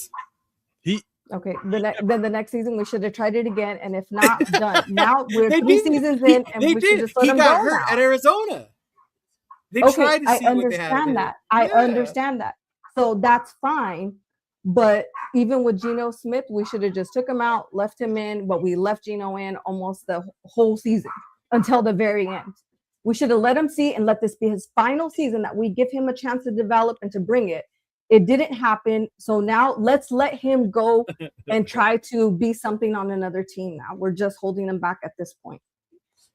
If Geno almost got killed, Do with you that line, think what do that you think he would has have a happened chance to of being Aiden? a starter? Do you think that he has a chance being the starter of the I race? think he was given the chance. He never made the most But- of it. Okay, that's fine. But do you think he is today? Oh no, I never thought he was. Okay, so But that's this my point. notion It's that not- he never got a fair chance to me is crazy. I don't think he got a fair chance. Yeah. I really So, don't. first and He foremost, didn't have a. shout out to Fu Chris in chat. I saw him. I I saw got him. to sit next to him all day on Saturday. Yeah. Boy. No, actually, I mean, I agree with Raquel. To be down, Yeah. no, he got hurt, right, and that's the situation, right? Yeah. But when it comes to what quarterbacks need, every quarterback, I could care less if you're, Patrick Mahomes. I can care less if you're Josh Allen, if you're Lamar Jackson. There's things that a quarterback needs in order to have a chance at success, right? It's consistency, which NFL never had. It was constantly fired head coaches in the middle of the season. Oh yeah. And now you're basically getting a brand new offensive coordinator. You're getting what was his name? The kid that was never an offensive coordinator before with Antonio Pierce, and it was just Aiden O'Connell. Here's your play caller. It's never called. Play. Oh, the one that took over. Oh my God, I know who you're I talking think he was about. the OC or like quarterback coach he went to the Titans last year. So I don't know. But The one that was like McDaniel's his protege, and then he finished the year with him. something like that, yeah. But he's Yeah. never called Yeah. plays Never before, called plays and all of a before. sudden now here, Aiden O'Connell. Now you got a no-name play caller that's Right. never done this before, and then you get basically a bunch of practice squad receivers because everybody ended up getting hurt. And so when you have a shit run game, practice squad receivers, a shit offensive line, and shitty offensive play callers that constantly are a revolving door. Yeah, he got hurt, so he did himself no favors. Yeah. But he also literally got zero consistency. If we want to talk about Mendoza and saying don't start him because we have a bad O-line and we don't have good receivers and we need to figure things out, I just don't think Aiden O'Connell ever got at least what I think a quarterback needs to find success. Mhm. Yeah. but it's also on him because he got hurt. Like you can't predict injuries, but you got hurt, and sometimes that's how just careers happen, and it sucks. So if he goes on, maybe he can be a career backup. Mhm. This is the one thing that Some players- Keith will some be players- known for, some- though. He will some be players- known as the Chief Killer. Oh, because he beat the Chiefs that one. How many times has he beat the Chiefs? He didn't just like obviously, yes, he was on the team that beat the Chiefs. Maybe Right. he Right. was on the team. But then the game that he threw for what was it, like 340 yards against And the we Chiefs? lost. That was because of We lost Carlson. snap. Yeah, that one we lost because of Carlson and the snap. Yeah. Yeah. So Yeah. look, at the end of the day, I think Aiden Just O'Connell throw him in there against the Chiefs. We'll be all right. he deserves, in all honesty, I think he just deserves a fresh start. Just go Yeah. somewhere else at some point, get a fresh start, and then Was it We'll one of the see. Lombardis? Was it one of the Lombardis? Maybe. know. Yeah. no, it was No, it was Should've McDaniel's protege. I know who you're talking about. Yeah. no, yeah. So Mick Lombardi was the quarterback coach, but he wasn't the OC. He Yeah. wasn't- No. it was- I'm picturing, but I'm blanking on Yeah. it. It was McDaniel's protege. He stayed, and then he got let go when they brought in the other guy from Chicago, right? And then he got fired, and then the Turners took over. Remember? Yeah. The Turners took over, and then that was, yeah. It's been a shit show. It has been a shit show. It has It's been a show. shit show with those coaches. Yeah, but I will agree with you, Raquel. That year when they chose Minshew over AOC, I think that was stupid. AP should have stuck with his shit and not let them boss him around, and he should have Yeah. started. That's exactly what O'Connell. happened. Yeah. Yeah, That's that part exactly was what yeah. happened. Mhm, yeah. And I think Even though that Minshew was the beat year. Baltimore, but yeah, yeah. Because I remember I that don't was the think year I he beat even remember Baltimore. Minshew making a pass one time. He just did little side dunks, and I was Well, that hella annoyed Baltimore that year, game was especially- his big game, right? The one where they beat Yeah. the Ravens with Tay. Yeah. Oh, hard. Mhm. Hardy. Bo Hardigree. That's Bo his Hardigree. name. Bo Hardigree. That was his OC for like what was it, like 8 Yeah. games or something like that. Yeah, something like that. Bo Hardigree. Oh. Yeah. So we'll see. I think at the very least, maybe you try to play him just to get some trade bait. If you can make him look good against some undrafted free agents, True. or he can make himself look bad, or he could. You're absolutely right. and then there it goes that. So Well, that's the gamble. That's the gamble because I was saying that before. Like, yeah, he should, create some value, but he might not. So Yeah. To me, I'm just gonna go with I'd rather just see Mendoza play and develop and Oh, get yeah. some What the- real time experience. To be honest, Yeah. Well, once we draft the Mendoza, that train will be gone. I'm Oh, yeah. very excited to watch Mendoza against Arizona. That's just Yeah. to say the least. Excited? Very excited. I will be going to the game. We're going to be watching him in person. Go to open practice tomorrow. Going to the game on Thursday. It's going to be fun. It's Yeah. going. Should be I good. used to take my kids to one game. I took my wife and kids to the game last year. You taking them to the Niner game this year? No, I'm taking my my dad and my brothers because they're all 49er fans. So okay. oh, yeah, my entire basically my mom and my dad, their entire family, they're all 49er fans, except for my one brother. He is a Ravens fan, but basically it's all 49er fans. But they're gonna come with me to the 49er game. But I typically would bring my wife and girls to one preseason game because I'm like, look, it's a preseason game. If they're getting bored halfway through the fourth quarter and want to leave, cool. I'll come home and I'll rewatch the game because I'll have it recorded. Yeah. Oh no, I'm gonna have my eyes on Mendoza the entire goddamn time. That's all I gotta say. Hey, shout out to SoCal for pointing this out. This is how bad shit was last year. Even Bo Hardigree did more than fucking Chip Kelly. I'm telling you, the last couple of years, it's been That's horrible. crazy. I don't. And like, look, I don't want to get in this like argument or conversation, but it's like with Chip Kelly, it sucks because I honestly believe, like, it's not saying that Chip Kelly was a great play caller or what have you, but Brendan Carroll was so bad that offense. I don't know what offensive coordinator could have done well with literally that offensive line coaching. Like that's where it all starts. Everything starts with the snap and the offensive line. And when that was just so horrible, I have no clue how any offensive coordinator can function when that O-line was that bad. Because you just can't call plays. I mean, I again, out of the 23 years I coached, I was a defense coordinator for 16 of them. And so the rest of the years, I was an offensive coordinator. If your O-line is trash and you don't really understand where the pressure is coming from and you don't know which O-line is going to fail next, I don't even know how you call plays. Like it's just it's tough. So I don't even know if it was a little bit of like sabotage, because again, if you remember, Chip Kelly it was his son, but Tom Brady, it was reported that Tom Brady wanted Chip Kelly. Chip Kelly.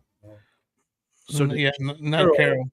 Not like that and say, shit, we're going to kind of sabotage this thing and get Chip Kelly kicked out. And now my son, that was the offensive coordinator at Washington the year prior, the University of Washington, now I'm going to promote him to OC. I don't know. Yeah. That's just me throwing bullshit on the wall. So. I had some similar thoughts. I have conspiracy theories about last season, the season before that. I always talk about those things on the back end. And that's why I think this year for me feels a little more peaceful, because I don't feel like that's so much the case. I really think that they truly picked, a regime to really strategize, and they may not do the best at this time, but I really truly feel that each person is in control of their position. Yeah. And it's nobody's son. Because I don't know how the hell he didn't get fired. Anybody else would have got fired. I think this year there was a little more cohesiveness with all that compared to before. Like last year, it was like Carroll came in, and then it was Spytek, and then it was Chip, and then it was this, and then it was that. You know what I mean? It was like it just didn't make sense. It was like grabbing from here, grabbing from there. None of it. It was like it just felt weird from the beginning. It did. It was bad. It was bad. It was bad. Yep. It was bad. Chris Fu. Chris, I see that. Don't put that out there. You just jinxed it. If Button-Up makes this goddamn team again, I'm gonna be pissed. When you made the 53-man roster last year, I was gonna throw something. I told Chris this severe. I don't know if I can go live today. It makes no sense. Will Putnam was so bad in preseason last year, and then he made the 53. But 805, something though, no matter how horrific the O-line was, been the issue for the last 3 years. So it even goes beyond Brendan Carroll. It does. It does. But last year just looked they look lost. Worse. They just look so lost. So last year was the worst O-line, but Gentry was still able to make something out of it. 1,300 all-purpose yards. The year before, I was surprised. Right? The year before, who was our running back? Was that the year of the Zeus? Zeus is the guy who can't run, can't cut, or anything like that. Right? And at that point, with that O-line, and we're saying last year's was worse, that running game couldn't get nothing done. No, the running backs weren't all that great. Go back and find all the running backs, Zeus and what was it, Matson and all those guys. Yeah, Alexander Madison. There you go. Yeah. Abdullah got some burn because of injuries. Yeah. But if you take all those rushing yards, we basically had this the yards per carry got worse with Gentry. We were literally the worst rushing team last year. Yeah, we were 32. There was a number that came out earlier, and I didn't realize this number, how bad we were. But the average team in the NFL was like 100 yards per game, right? The top team was 130 yards per game. Yeah, Seattle, the Super Bowl champion, was 120, right? They were there. We were the last. Guess how many yards per game we averaged last season? Like we were last. 85. 84? What do you say? Was it 64? You said 64? Damn. What about you, Raquel? We were last in whatever.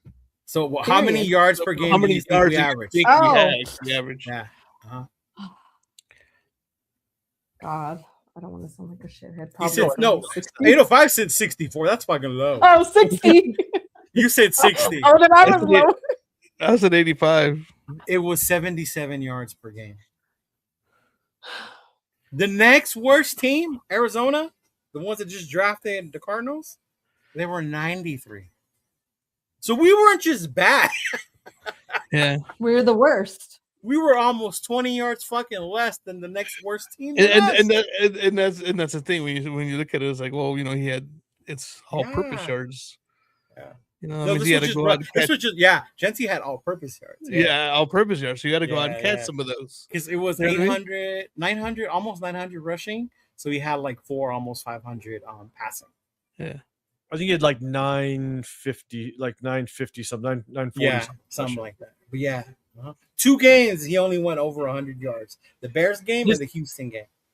The fucking Houston game, the one fucking game. Yeah. Oh, the one game we go to, and I was like, he's not gonna do that game. Yeah. Don't get me wrong, the offensive line was not good, but Genty didn't help himself at all either. Yeah. I mean, and he did admit that 805. I don't know if you saw his interview. I was going to send it to you. He was very transparent. He was very He- transparent about his flaws and mistakes that he made. There's things he needs to work on. He knows he needs to. And he never played the blame game. That's what I like about him. He never pointed fingers. He always took accountability for what he didn't do right. I mean, at the end of the day, and that's where it is difficult because you pick somebody number 6 overall, that has to account for something, right? It's like when we talk about the inefficiencies of this team, of this offense, and we want to sit there and go, yeah, but Clinton Kubiak is going to help with some of that. We may not have a good receiver room when it comes to just the names. But and Kim's scheme is going to help. Yeah. Kubiak is going to help that because he is considered one of the best offensive coordinators in the National Football League, right? Mm-hmm. Same thing with the number 6 overall pick. You would assume that number 6 is going to at least compensate for that somehow, right? Yeah. But Genty is going to be able to create his own success like Bijan does. Bijan, when he was a rookie, didn't have the greatest offensive line either, but he created his own success. But didn't he though? Because even with that O-line that he had, 1,300 all-purpose yards, 10 touchdowns is not a bad season for a rookie. For Genty? Yeah. But it's not bad, but at the same time, it's still dead last. as a team, I get that. As This a is team. Genty, But he still had numbers. His ranking wasn't dead last. He wasn't the dead last running back in the NFL. No. Yeah. But you hear what I'm saying? But then you have to take a look at how many carries did he had. He had the 11th most carries. 236. Yeah, he had the 11th most carries when you're trying to compare it to guys that share in the backfield. So these guys might have had 60% or 40% less carries, but they're looking like the starting running back. But they're in a running back by rotation backfield, right? So where Genty was our featured back, these other guys that we maybe are comparing to, they maybe had again like 30% less carries, and so Genty may not have had like the least amount of carries, but at the same time he had the bulk. He was in one of the rare featured running backs back. So he got the bulk of the carries. I just think it's unfair. And it's hard. He was the reason we had the worst rushing. I'm not saying he's the whole reason. Yeah. Not at all. But there are plenty of examples that I've showcased throughout the entire season where he had multiple opportunities to make very, very clear cuts into open space. Yeah. But then what does he do? He cuts back into the defense. Yeah. He cuts back into he cuts back into basically the mess. Yeah. And that's also where there's that stat of so many yards after contact and all that. Yeah. Well, guess what? Part of that problem or part of the reason why he has that statistic is because he runs into contact. Yeah. Where all the other running backs, they run away from it. Yeah. All the other running backs run in space. Where Genty literally runs into contact. He finds contact. And he can't break through. He cannot break through. He just gets pushed around. He's 5'8", 200 and now 207 pounds. Hey, shout out to the little homies. You represent Genty. Look, I'm not saying the O-line helped them any, but there were plenty of opportunities to where Genty, instead of having 950 plus yards, like he could have have 1,000. 100 Yeah, yards. it's more. But, So if he did break He- 1,000, he with was the also hit O-line behind the we line a had, lot too, though. yeah, but a lot of that too was his fault too, though. Yeah, But yeah, so that's what I'm saying. It's a little bit of. I mean, when you hike the ball and the defense is in your face, yeah, that too. Yeah, little yeah, homies. I said it, Jack. it throws it off too. Uh-huh. It's a combination of all of it. It's the line, it's him.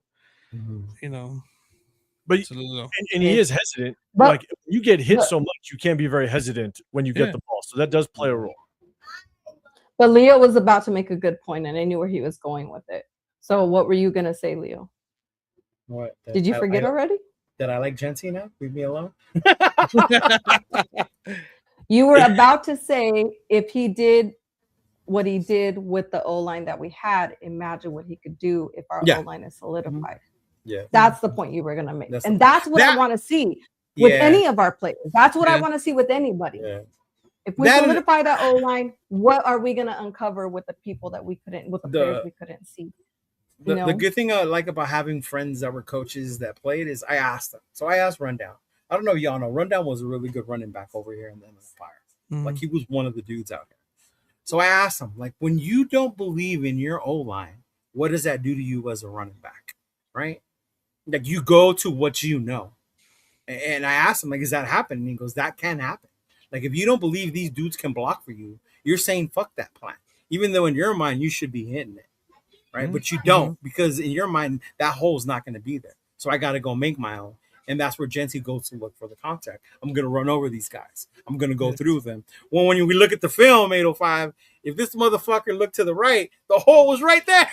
Yeah. Like it was right there. Clear as day. Clear as day. But when you get hit as often as you do in the backfield, I think that affects you. Yeah. But I mean, plays a role. Yeah. yeah. And again, what is difficult though, and I agree. If our offensive line is better, then Genty is going to be better without question. Yeah. I think he's going to produce more yards, so on and so forth. The tough part is the fact that then you could have drafted a running back in the 4th round to do something. And that's the other thing. I mean, we're gonna do the same thing with the quarterback, right? Depending on what Yeah. Fernando does, we could have got Beck later on, right? We could have, yeah, And instead of getting Genty in the first round, in the first round, number 6 overall, you could have went offensive line and shored up this Right. offensive line and went and got Woody Marks that actually did well, in Houston, those type of things, So it's just plus as a coach, what's really difficult is, and this is this is going to be maybe my concern, depending on how Kubiak runs his offense. I don't know how he's going to do it. Mhm. But this is also one of my biggest concerns with picking a running back, and I think this is maybe what might happen with Arizona, maybe. But they have a pretty good running back. Like Love's going to get carries, Tyler Algier is probably going to get carries, Connor's going to get carries. Like there might be a little bit of rotation, but the problem was last year we didn't really have a rotation whatsoever. no, Mhm. at all. So It was Genty, and every now and then we saw Mostert. and then Brock got hurt. And Right. Brock got hurt. And then we trade away Jacoby Myers. It's like then all of a sudden, because we drafted Genty number 6 overall, Uh-huh. it's already hard to be a good offense in the NFL. It's already hard to scheme against defenses, right? When you draft a running back at number 6 overall, that running back is going to line up in the same exact position 99.9% of the time. Rarely you're going to motion him out of the backfield. So that defense now knows you're going to get that guy 30 plus carries a game. Why? Because yeah. you get your worth out of a number 6 overall pick. Yeah. So now that defense knows I got to stop that guy It was I'm when gonna- Brock went down, it was a lot harder. Yeah. because you're not going to waste. If Genty just gets 12 touches in a game, Oh, that's horrible. Remember we that Narrative- was the argument last year during our shows, the amount of touches he got per game. Okay. and so if he only gets 12 touches a game, the entire narrative is going to be, oh, well, the Raiders aren't using him right. The Right. Raiders aren't, they got to get him involved. And so what does the defense coordinator know? Oh, Right. shit, they're going to get Genty involved damn near 50% of the 60 plays that you get in a game. And so now take that to this year. You're going to have not just Genty, but you're also going to have Mike Washington Jr. in the backfield.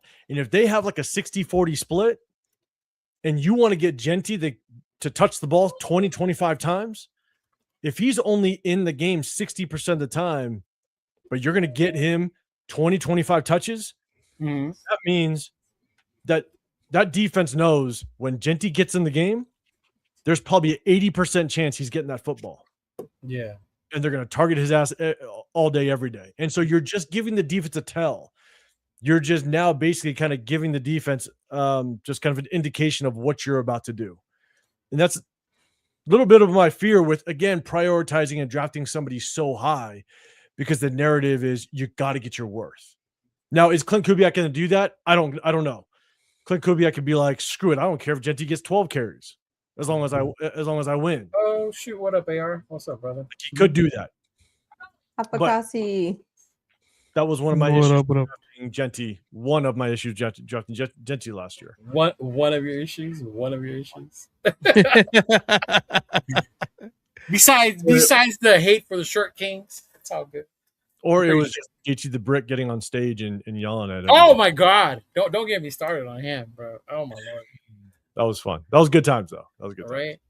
The other day I was telling somebody about JT how he cussed me out one day on his show because I told him he was crazy for agreeing with Pete Carroll that we were getting better last year. And then now all of a sudden he's on these nits about how the Carrolls ruined the Raiders. I'm like, last year you were kissing his ass off stage, bro. Get the fuck out of here. I tried to tell you. You told me to get off your show. Fuck you. Oh shit. Man. We got a game in a couple of days. It's going to be fun. Yeah.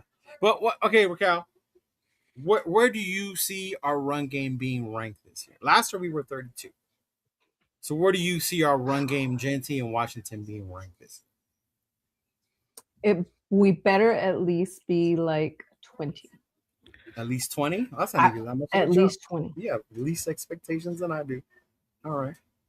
I would say 20 at this point. Like, I mean, I don't know. You know, it's hard to gauge these things right now until we actually see real. Oh, yeah. You know? What So the for line me, looks it's kind of like I don't want to always be like, oh, you know, we're gonna do great and we're gonna number be the best. one. We're going from 32 to number one. Like, no. Yeah, I don't ever. I want to just wait to see what happens. You know, It's just I wanna opening see from what happens. 32 to 30. Yeah. You know what I mean? I'll take 20. I will take 20. I think 20 would You know, put at us in this at least point. 100 yards per game. Yeah, I think so. Uh-huh. Give me 100 yards per game. I'll be okay with that. But then you get people like 805 say that's not enough because we took him number 6 overall. You better be top 10, damn it. He's gonna be top 10. Gonna be You top better 10. be top 10, damn it. Right? I mean, I got a little bit of a bold take. I said this a while ago.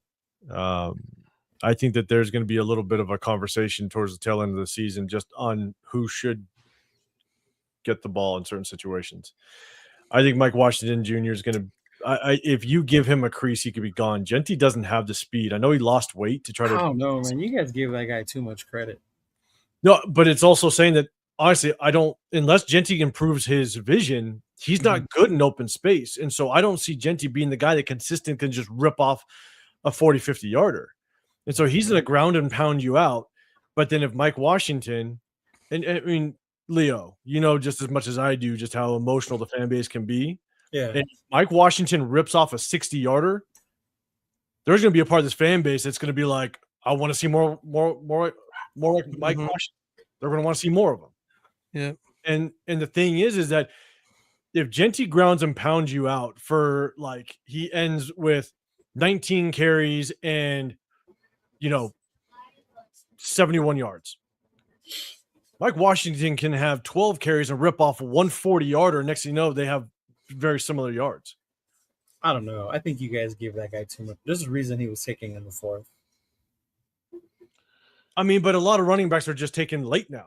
Like it's not because they're not productive. Well, 2 of Notre Dame's got taken in the 1st round.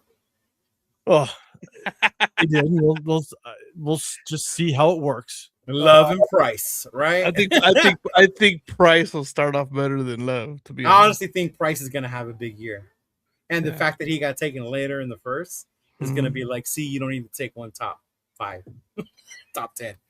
Yeah, but I'm okay with taking a running back if you are like picking 25 or later. in the first round, if that's the final piece you need. Then I can understand it if it's the final piece. I get that. I get that.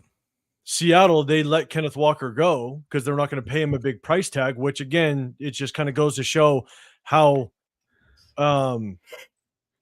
teams value running backs is they let the Super Bowl MVP walk and they decided to draft his replacement. Yeah. And so they went ahead and let him go, but then you get the Chiefs that pick him up.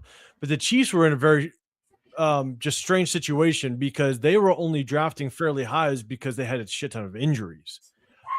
And so if they can get some of their pieces back healthy, and they picked up a damn good receiver, in my opinion, they just need a running back to kind of solidify that thing. And so I think that's why they went after him. But I see GFam's comment. I saw Genty's run. It was down the right side. And he was basically untouched after about 15 yards. But like I was saying before, at that point, after 15 yards, it's not like he's outrunning anybody. The DBs aren't going to tackle you in training camp. So it was a long run up the right sideline, and it was really good blocking. But after that, DBs aren't hitting you. They're just going to try to get their hand there and strip the There was one. I don't know if you guys heard this, and it was Washington. Washington broke a long run, and he was running.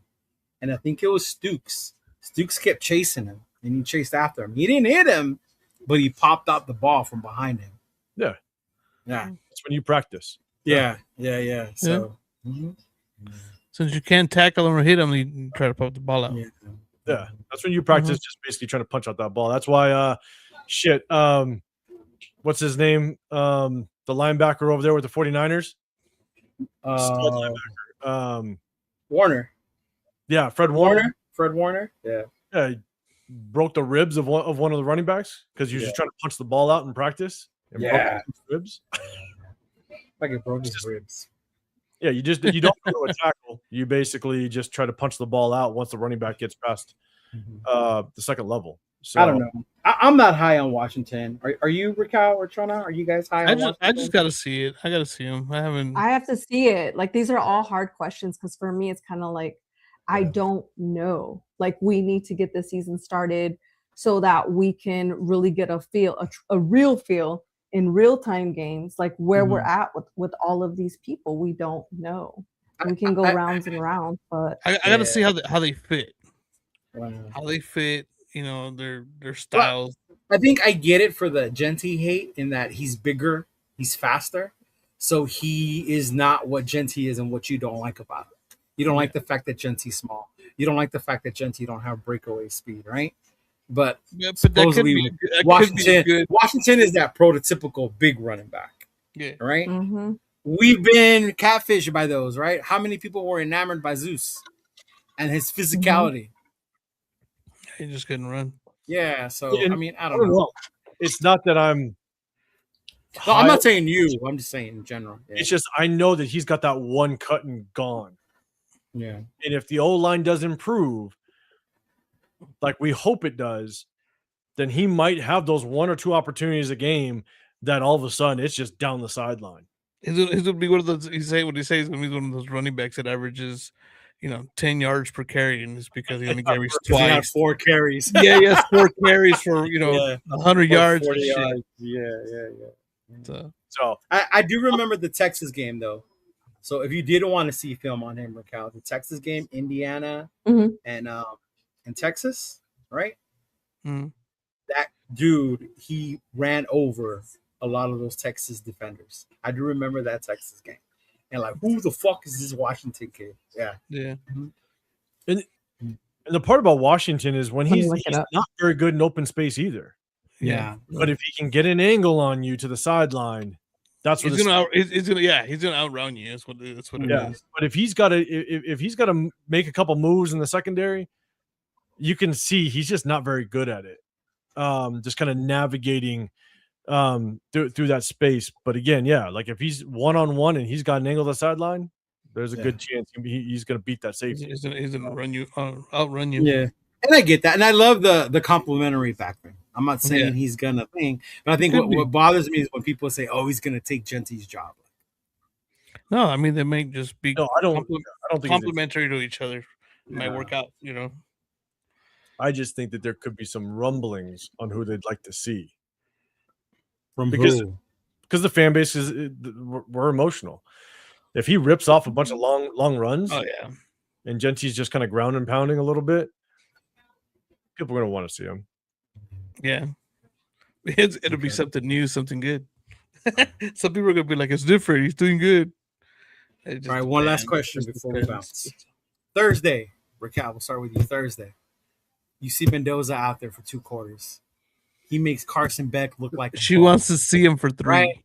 Like Mendoza's out there just like throwing it, slinging it, Lane. hitting Big Mike, right? Hitting Malik, right? Throwing a deep ball to Shedrick Jackson. Like, oh damn, right? Out there balling. Mm-hmm. Would you want to see more of Mendoza at that point, or are we still like, let's take our time and let's remember Kirk is our start? I mean, I would want to see him through preseason to even like See it it again? needs to be consistent. I need to see it again and again and again.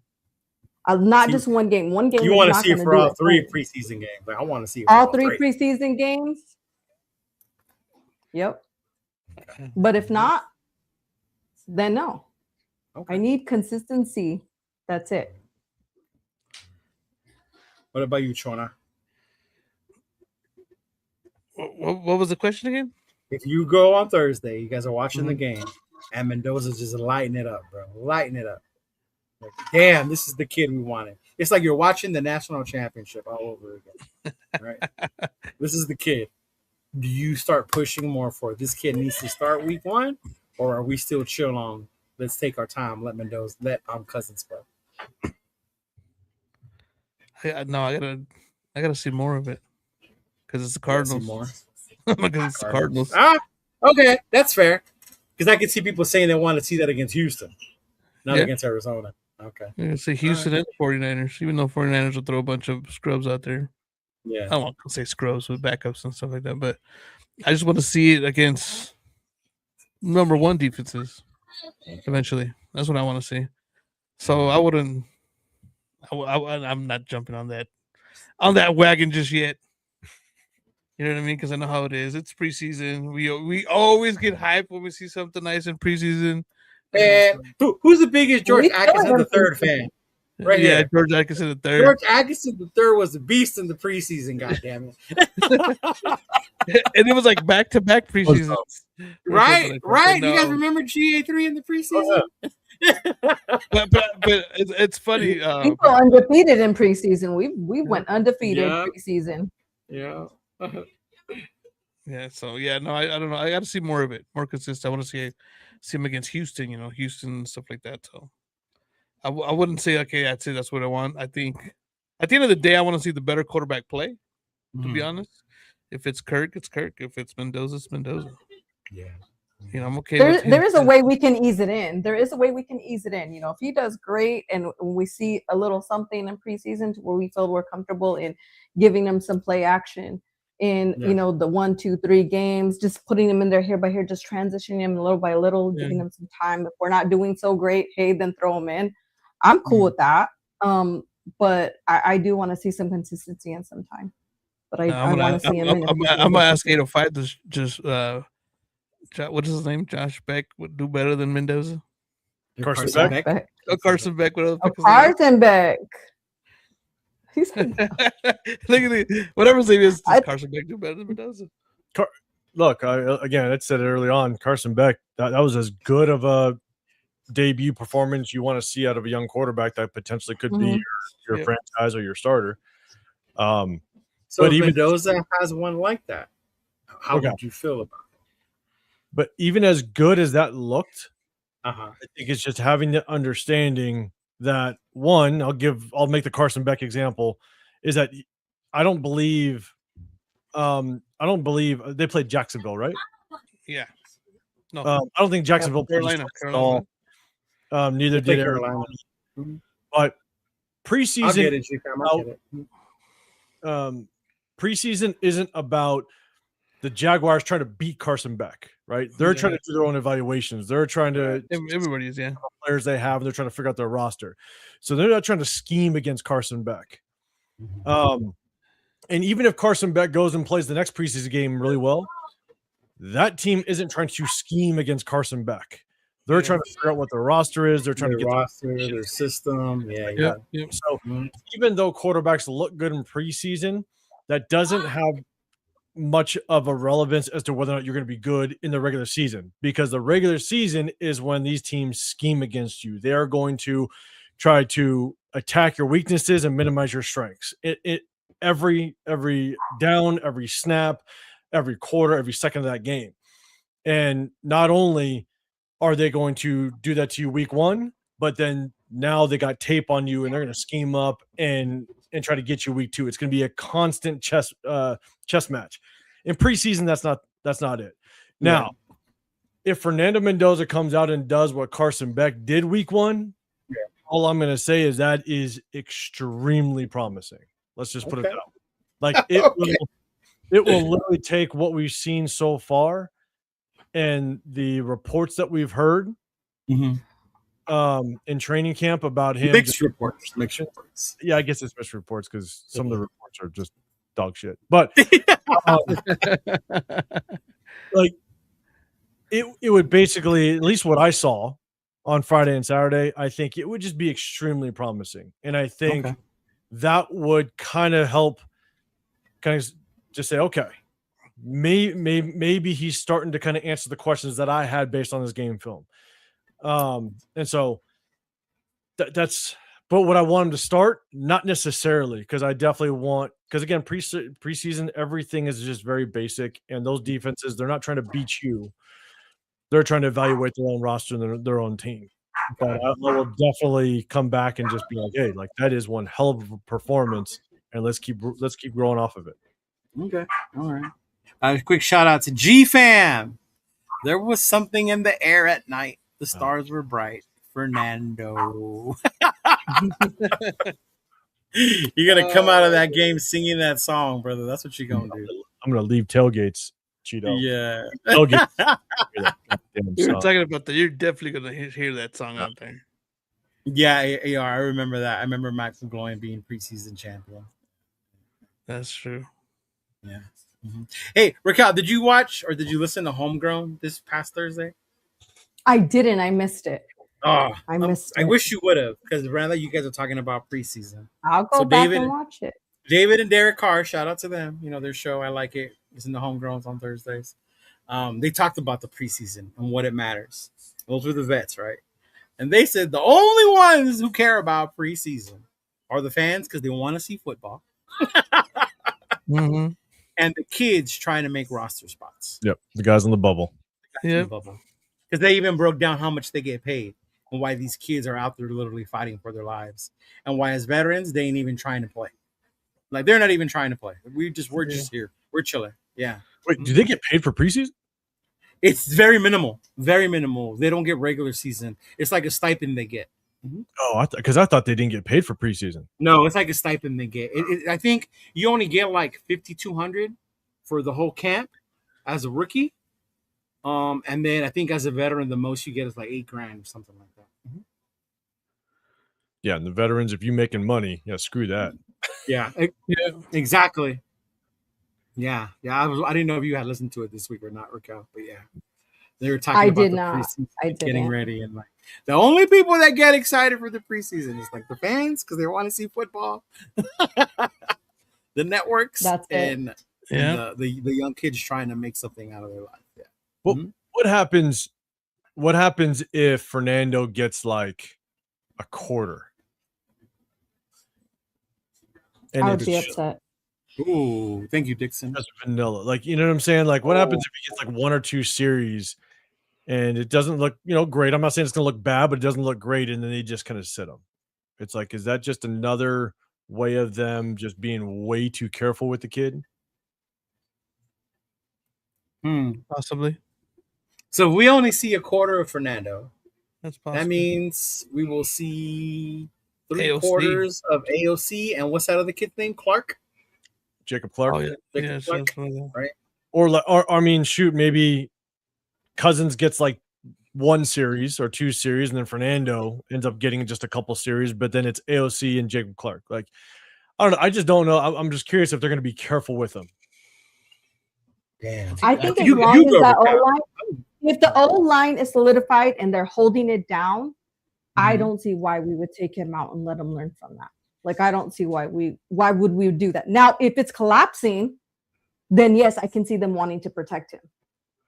But if it's holding it, if they're holding the line, they should let him go. Let him learn. Let him, let him trial and error. Yeah. Let him go in preseason. But wouldn't you want him to learn from being able to get out of pressure situations as well, and not protect him from them? I do. But if the idea, like 805 is saying, just how bad it is, that they're protecting him, and that's what it's about. Okay, well, if they're holding down the line, then if that's their concept, I'm not saying that's mine.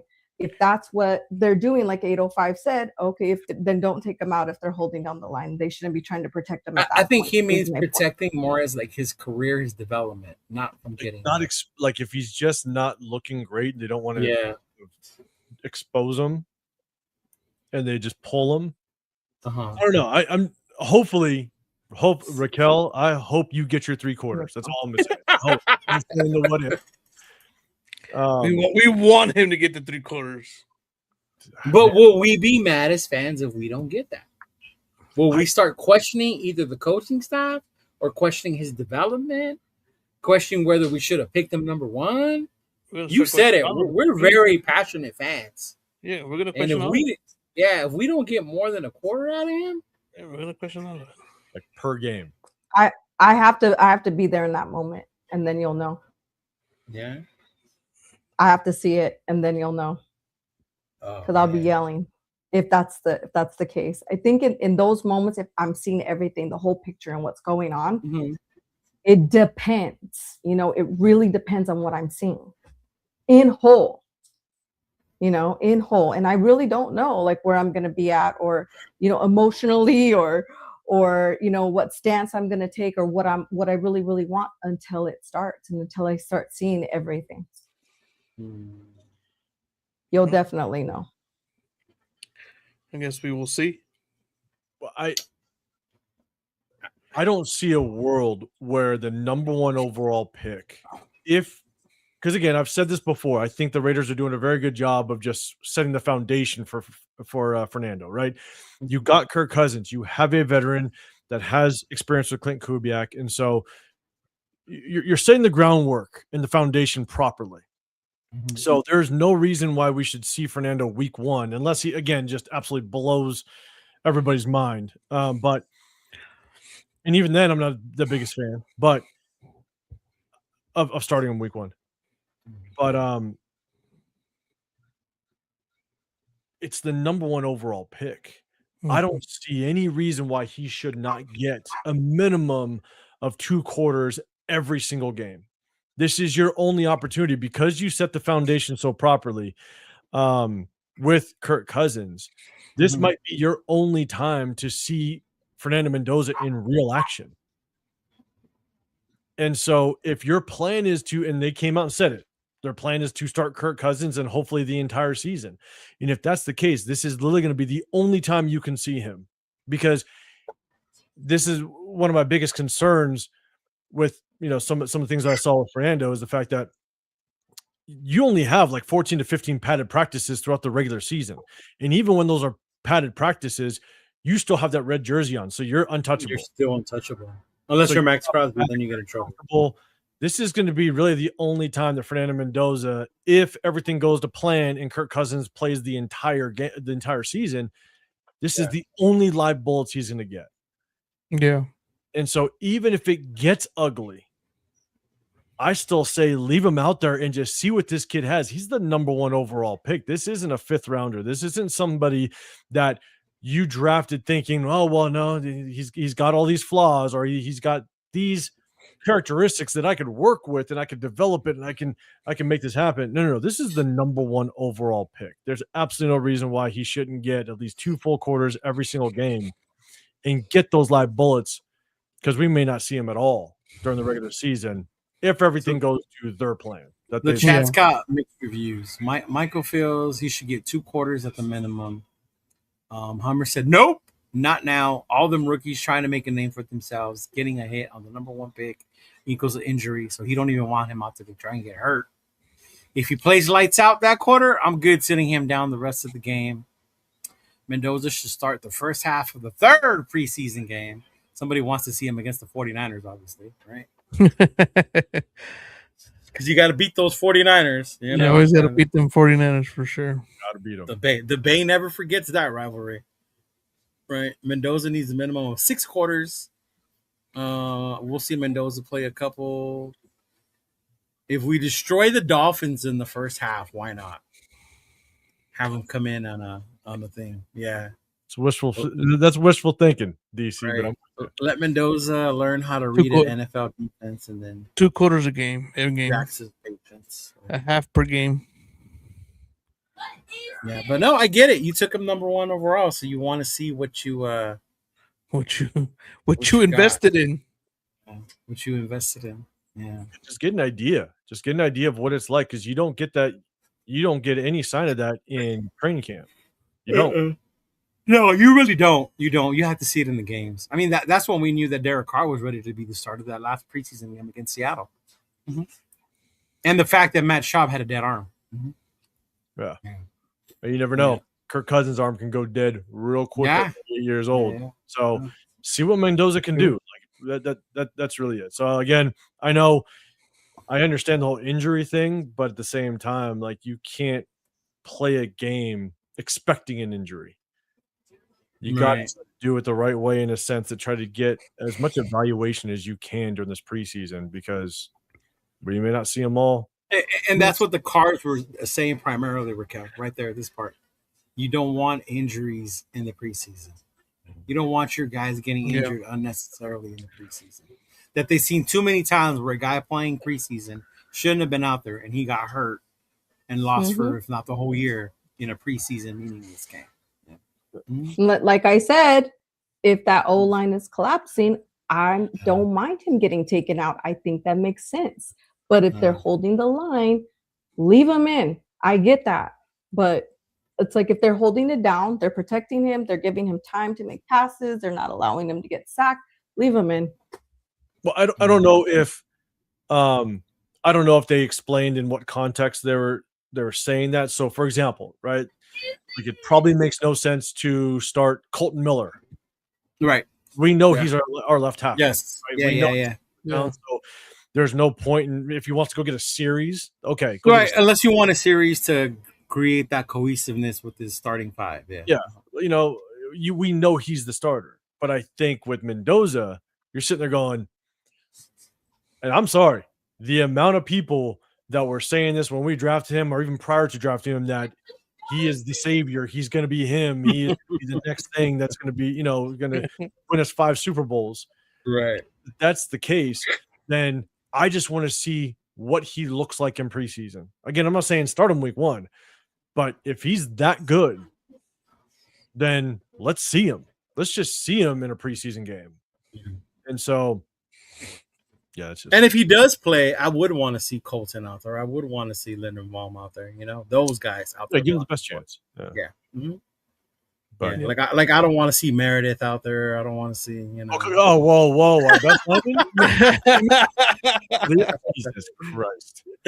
Right, we don't want to see those guys. Yeah, but there is some competition, because I'm telling you right now, if Carson Beck looked like that, Mendoza. Oh my God, man! I'm big dog. That's why I asked the question earlier. We're really glorifying a Hall of Fame game and his performance, Carson Beck. That's a hell of a performance. I'm not glorifying, but I'm also not. You just said Carolina wasn't trying to win. No, I wasn't trying to scheme. I don't know if Arizona. Well, no team is trying to win, but at the same time, that is what you want to see. That's the type of game you want to see. That Meredith is Meredith. All right, I'm gonna screenshot that. Putnam. Damn it. He's a damn it. Right. That's all I'm saying, is that was as clean and comfortable as a rookie quarterback I've seen in a long time. So I don't want to see Max out there. I know that. Oh no. Definitely. You want not. to see Max? No. Yeah, he don't need to be out there. I'll be honest with you. I don't want to see any of those new defenders we got either. It'd be nice to see Keon Crawford out of a red jersey. That's all I got. I don't want to see Kuntz for a series or two. I don't want to see Coons. I don't want to see Walker. I don't want to see Dean. None of those fools. Yeah, I want to get a spoonful of the Bergs at linebacker. We don't Yeah. need to see Dean and Walker. Yeah. Yeah, we don't see any of them, or even none of them. I want to see a good, healthy rotation with those corners. Yeah. I want to see a good battle. What about wide receivers? Who should we see them all? Fuck that. None of them are safe. Put them all. Put them all. Yeah, put them all. Put them all in. Yeah. I need to see who's going to do something. Put them all. Yeah. in. I think the only one that gets a pass, and it's only because he's a Drake? free agent. We went and got him, and he's on. Naylor? Naylor. Like, I think he's the only one that if you don't see him, I'd understand. I still want to see him, especially if Cousins gets out there. They got to get some chemistry down. Yeah. But if I don't see him, at least in any substantial playing time, I'd understand. Again, just because he's our number one receiver. Yeah, I wouldn't be upset of not seeing Tucker and Naylor, but definitely Batch, definitely Thornton, definitely out everybody else. Mhm. Everybody else, yeah. Kuntz for sure, but for a little bit, not a lot. Yeah. Just a series or two, Yeah. just to see if we can get some of that old Coons back. Yeah. I mean, in camp, the explosion was there. We'll see Yeah, how he it had looks he had that takeoff pretty nice. Mhm. He looked good. He looked good. Yeah, camp. He looked good. He was But- looking pretty good. So I hope we can get kind of 2024 Kuntz back. Yeah, Yeah. that'll be nice. That would be real good. Yeah. We'll see. See who just popped in? LV. Popped in. LV, man, you missed the Mendoza talk. They missed the Mendoza talk. It was a good one. Yeah. Yeah. All right, y'all. Anything you guys? I know you guys doing anything this week. I know you guys are going to the game, the open practice. Raquel, you going to a watch party for Thursday? You gonna watch it at home? I'm probably gonna watch it at home because I don't know, like I don't feel like scaring nobody because I was yelling at training camp too, like it was a football game. So it's just better for me to stay home and to just so I can focus and so I can kind of see things and not worry about people talking to me. And I don't know, maybe I might change my mind. I don't know, but today that's what I'm feeling like. And I'm gone so much that I just feel like I just want to stay home because in September, October, I'm gone. I'm gone every weekend. So I think I need to hold it down for here a little bit. I know, Raquel, it seems like you've been all over the place. Yeah, seriously. I'm gone. And now All the the season's time. actually starting. So now it's like now it doesn't stop. I haven't So, had a break, I don't think. Nate, so last year in training camp, so for open practice tomorrow, last year we all tried to meet at the Torch, but they didn't open up the second level. They only opened up the first level. So if the first level is the only one that is open, you can't take the escalators up to the second level. We're just going to meet on the Torch side and sit on the basically end zone side of the Torch side. So anybody in the chat that's going, you guys want to have fun or whatever, we're going to meet up on the Torch side. Again, if the First second level level Torch is open, we'll go up to that bar at the second level. If not, we'll just meet down below at the first level. Really?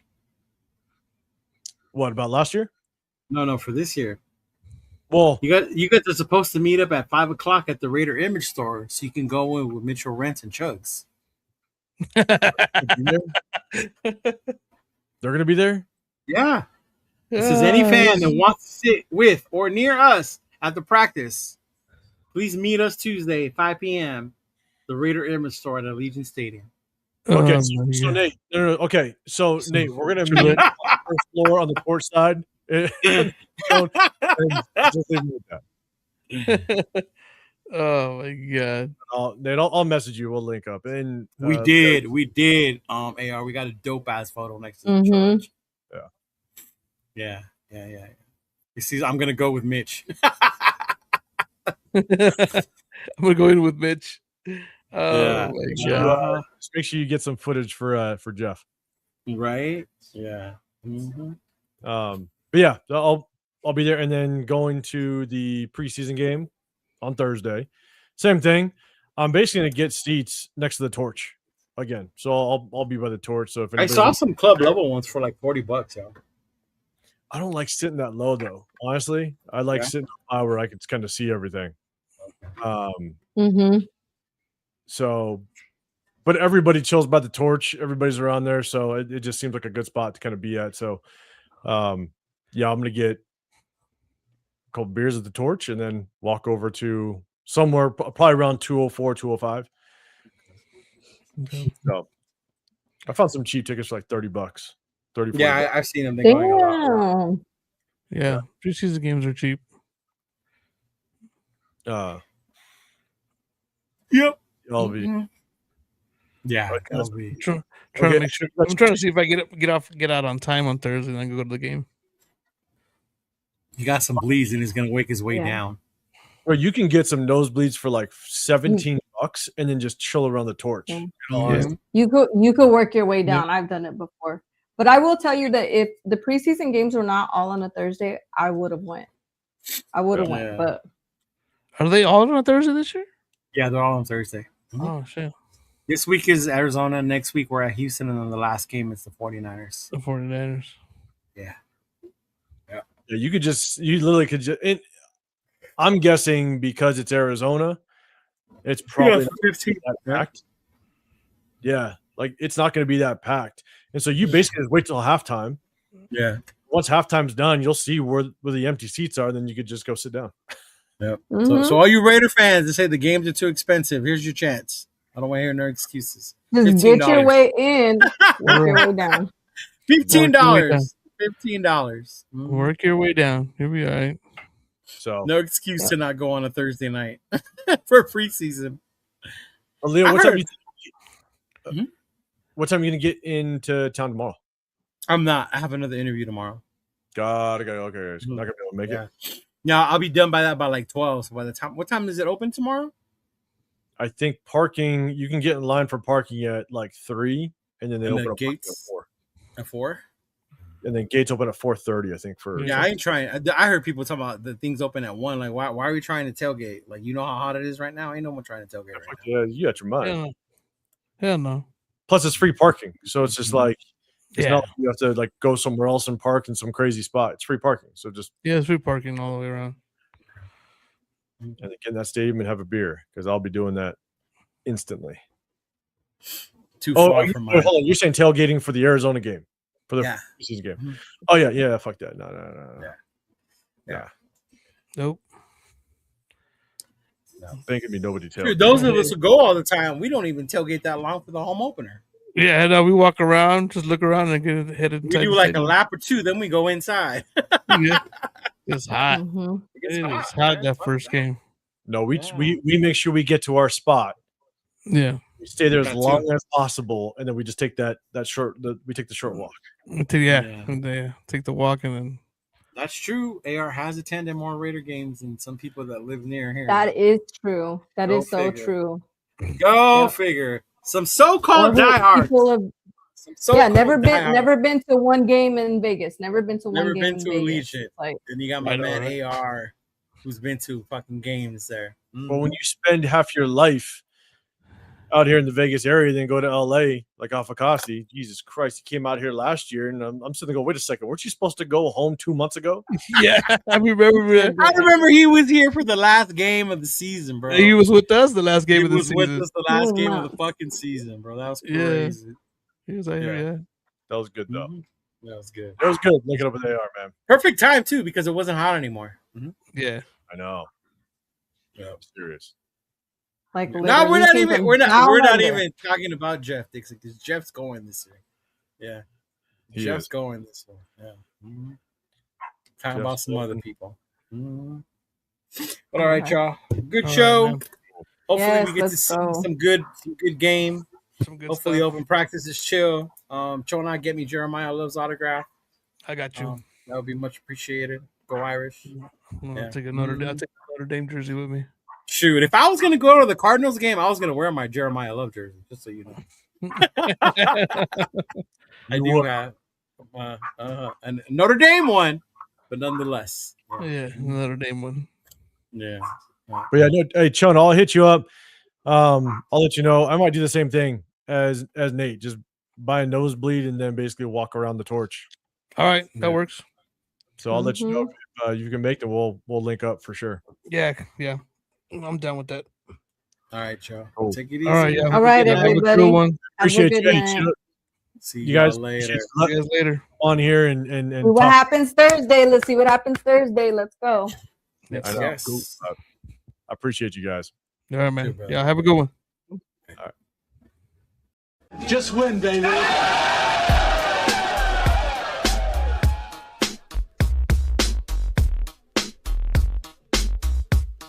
Look, check it out. All black with a hoodie, snapback, with a snap on. Long white socks, me mugging like I'm King Kong.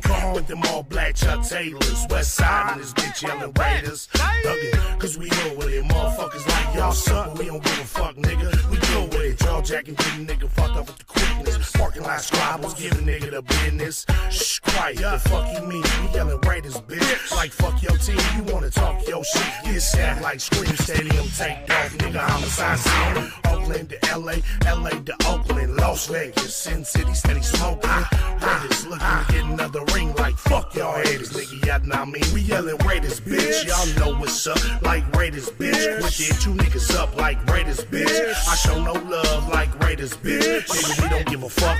Raiders, bitch. Y'all know what's up, like Raiders, bitch. Wicked, two niggas up like Raiders, bitch. I show no love like Raiders, bitch. Nigga, we don't give a fuck. With so much drama in the big LV, it's kinda hard being Yaya or end up C. But I, somehow, some ways, keep dropping these Raider hits like every single day. May I sip on this Henny while these haters pay attention and my name stay bitchin'. I'ma stay G'd up like a silver feed up and tucked as a burner just in case it heats up. But I'm humble, 10 toes down to never stumble. Keep doing Raider music, imitating, never double. It's like everywhere we go, it's like the same old shit. Here Raiders just suck, y'all can suck my dick. It's a nation just to prove, no need to consume, win, lose, or tie. Raider Nation keep moving, top to the bottom, bottom to the top. It's Raider Nation all day till the casket drop. We yelling Raiders, bitch. Y'all know what's up, like Raiders, bitch. Wicked, two niggas up like Raiders, bitch. I show no love like Raiders, bitch. Nigga, we don't give a fuck. Raiders, bitch. Y'all know what's up, like Raiders, bitch. Wicked, two niggas up like Raiders, bitch. I show no love like Raiders, bitch. Nigga, we don't give a fuck. Welcome in this bitch like nigga, what's happening? With whiskey in my cup, turned up, Raider Nation hella active. Watch what you say, watch the yapping, nigga. Don't get your ass kicked. We bout that action, I'm a goofy nigga, but I ain't no goofy nigga. Fuck around and find out, hit you with a two-piece nigga. Everybody knows me, soon as I hit the scene. They like, Raiders, bitch, nigga, fuck your team. Champions Club, I am the one. VIP access, we do what can't be done. I do what I do, nigga, that's on the daily. Talking hella shit, give a fuck if they hate me. Only one nation, Raider Nation, and it's evident. Any other nation is irrelevant. Commitment to excellence, just win, babies, what we telling them. Shout out to the nation, you know I had to represent. We yelling Raiders, bitch. Y'all know what's up, like Raiders, bitch. Wicked, two niggas up like Raiders, bitch. I show no love like Raiders, bitch. Nigga, we don't give a fuck. Raiders, bitch. Y'all know what's up, like Raiders, bitch. Wicked, two niggas up like Raiders, bitch. I show no love like Raiders, bitch. Nigga, we don't give a fuck.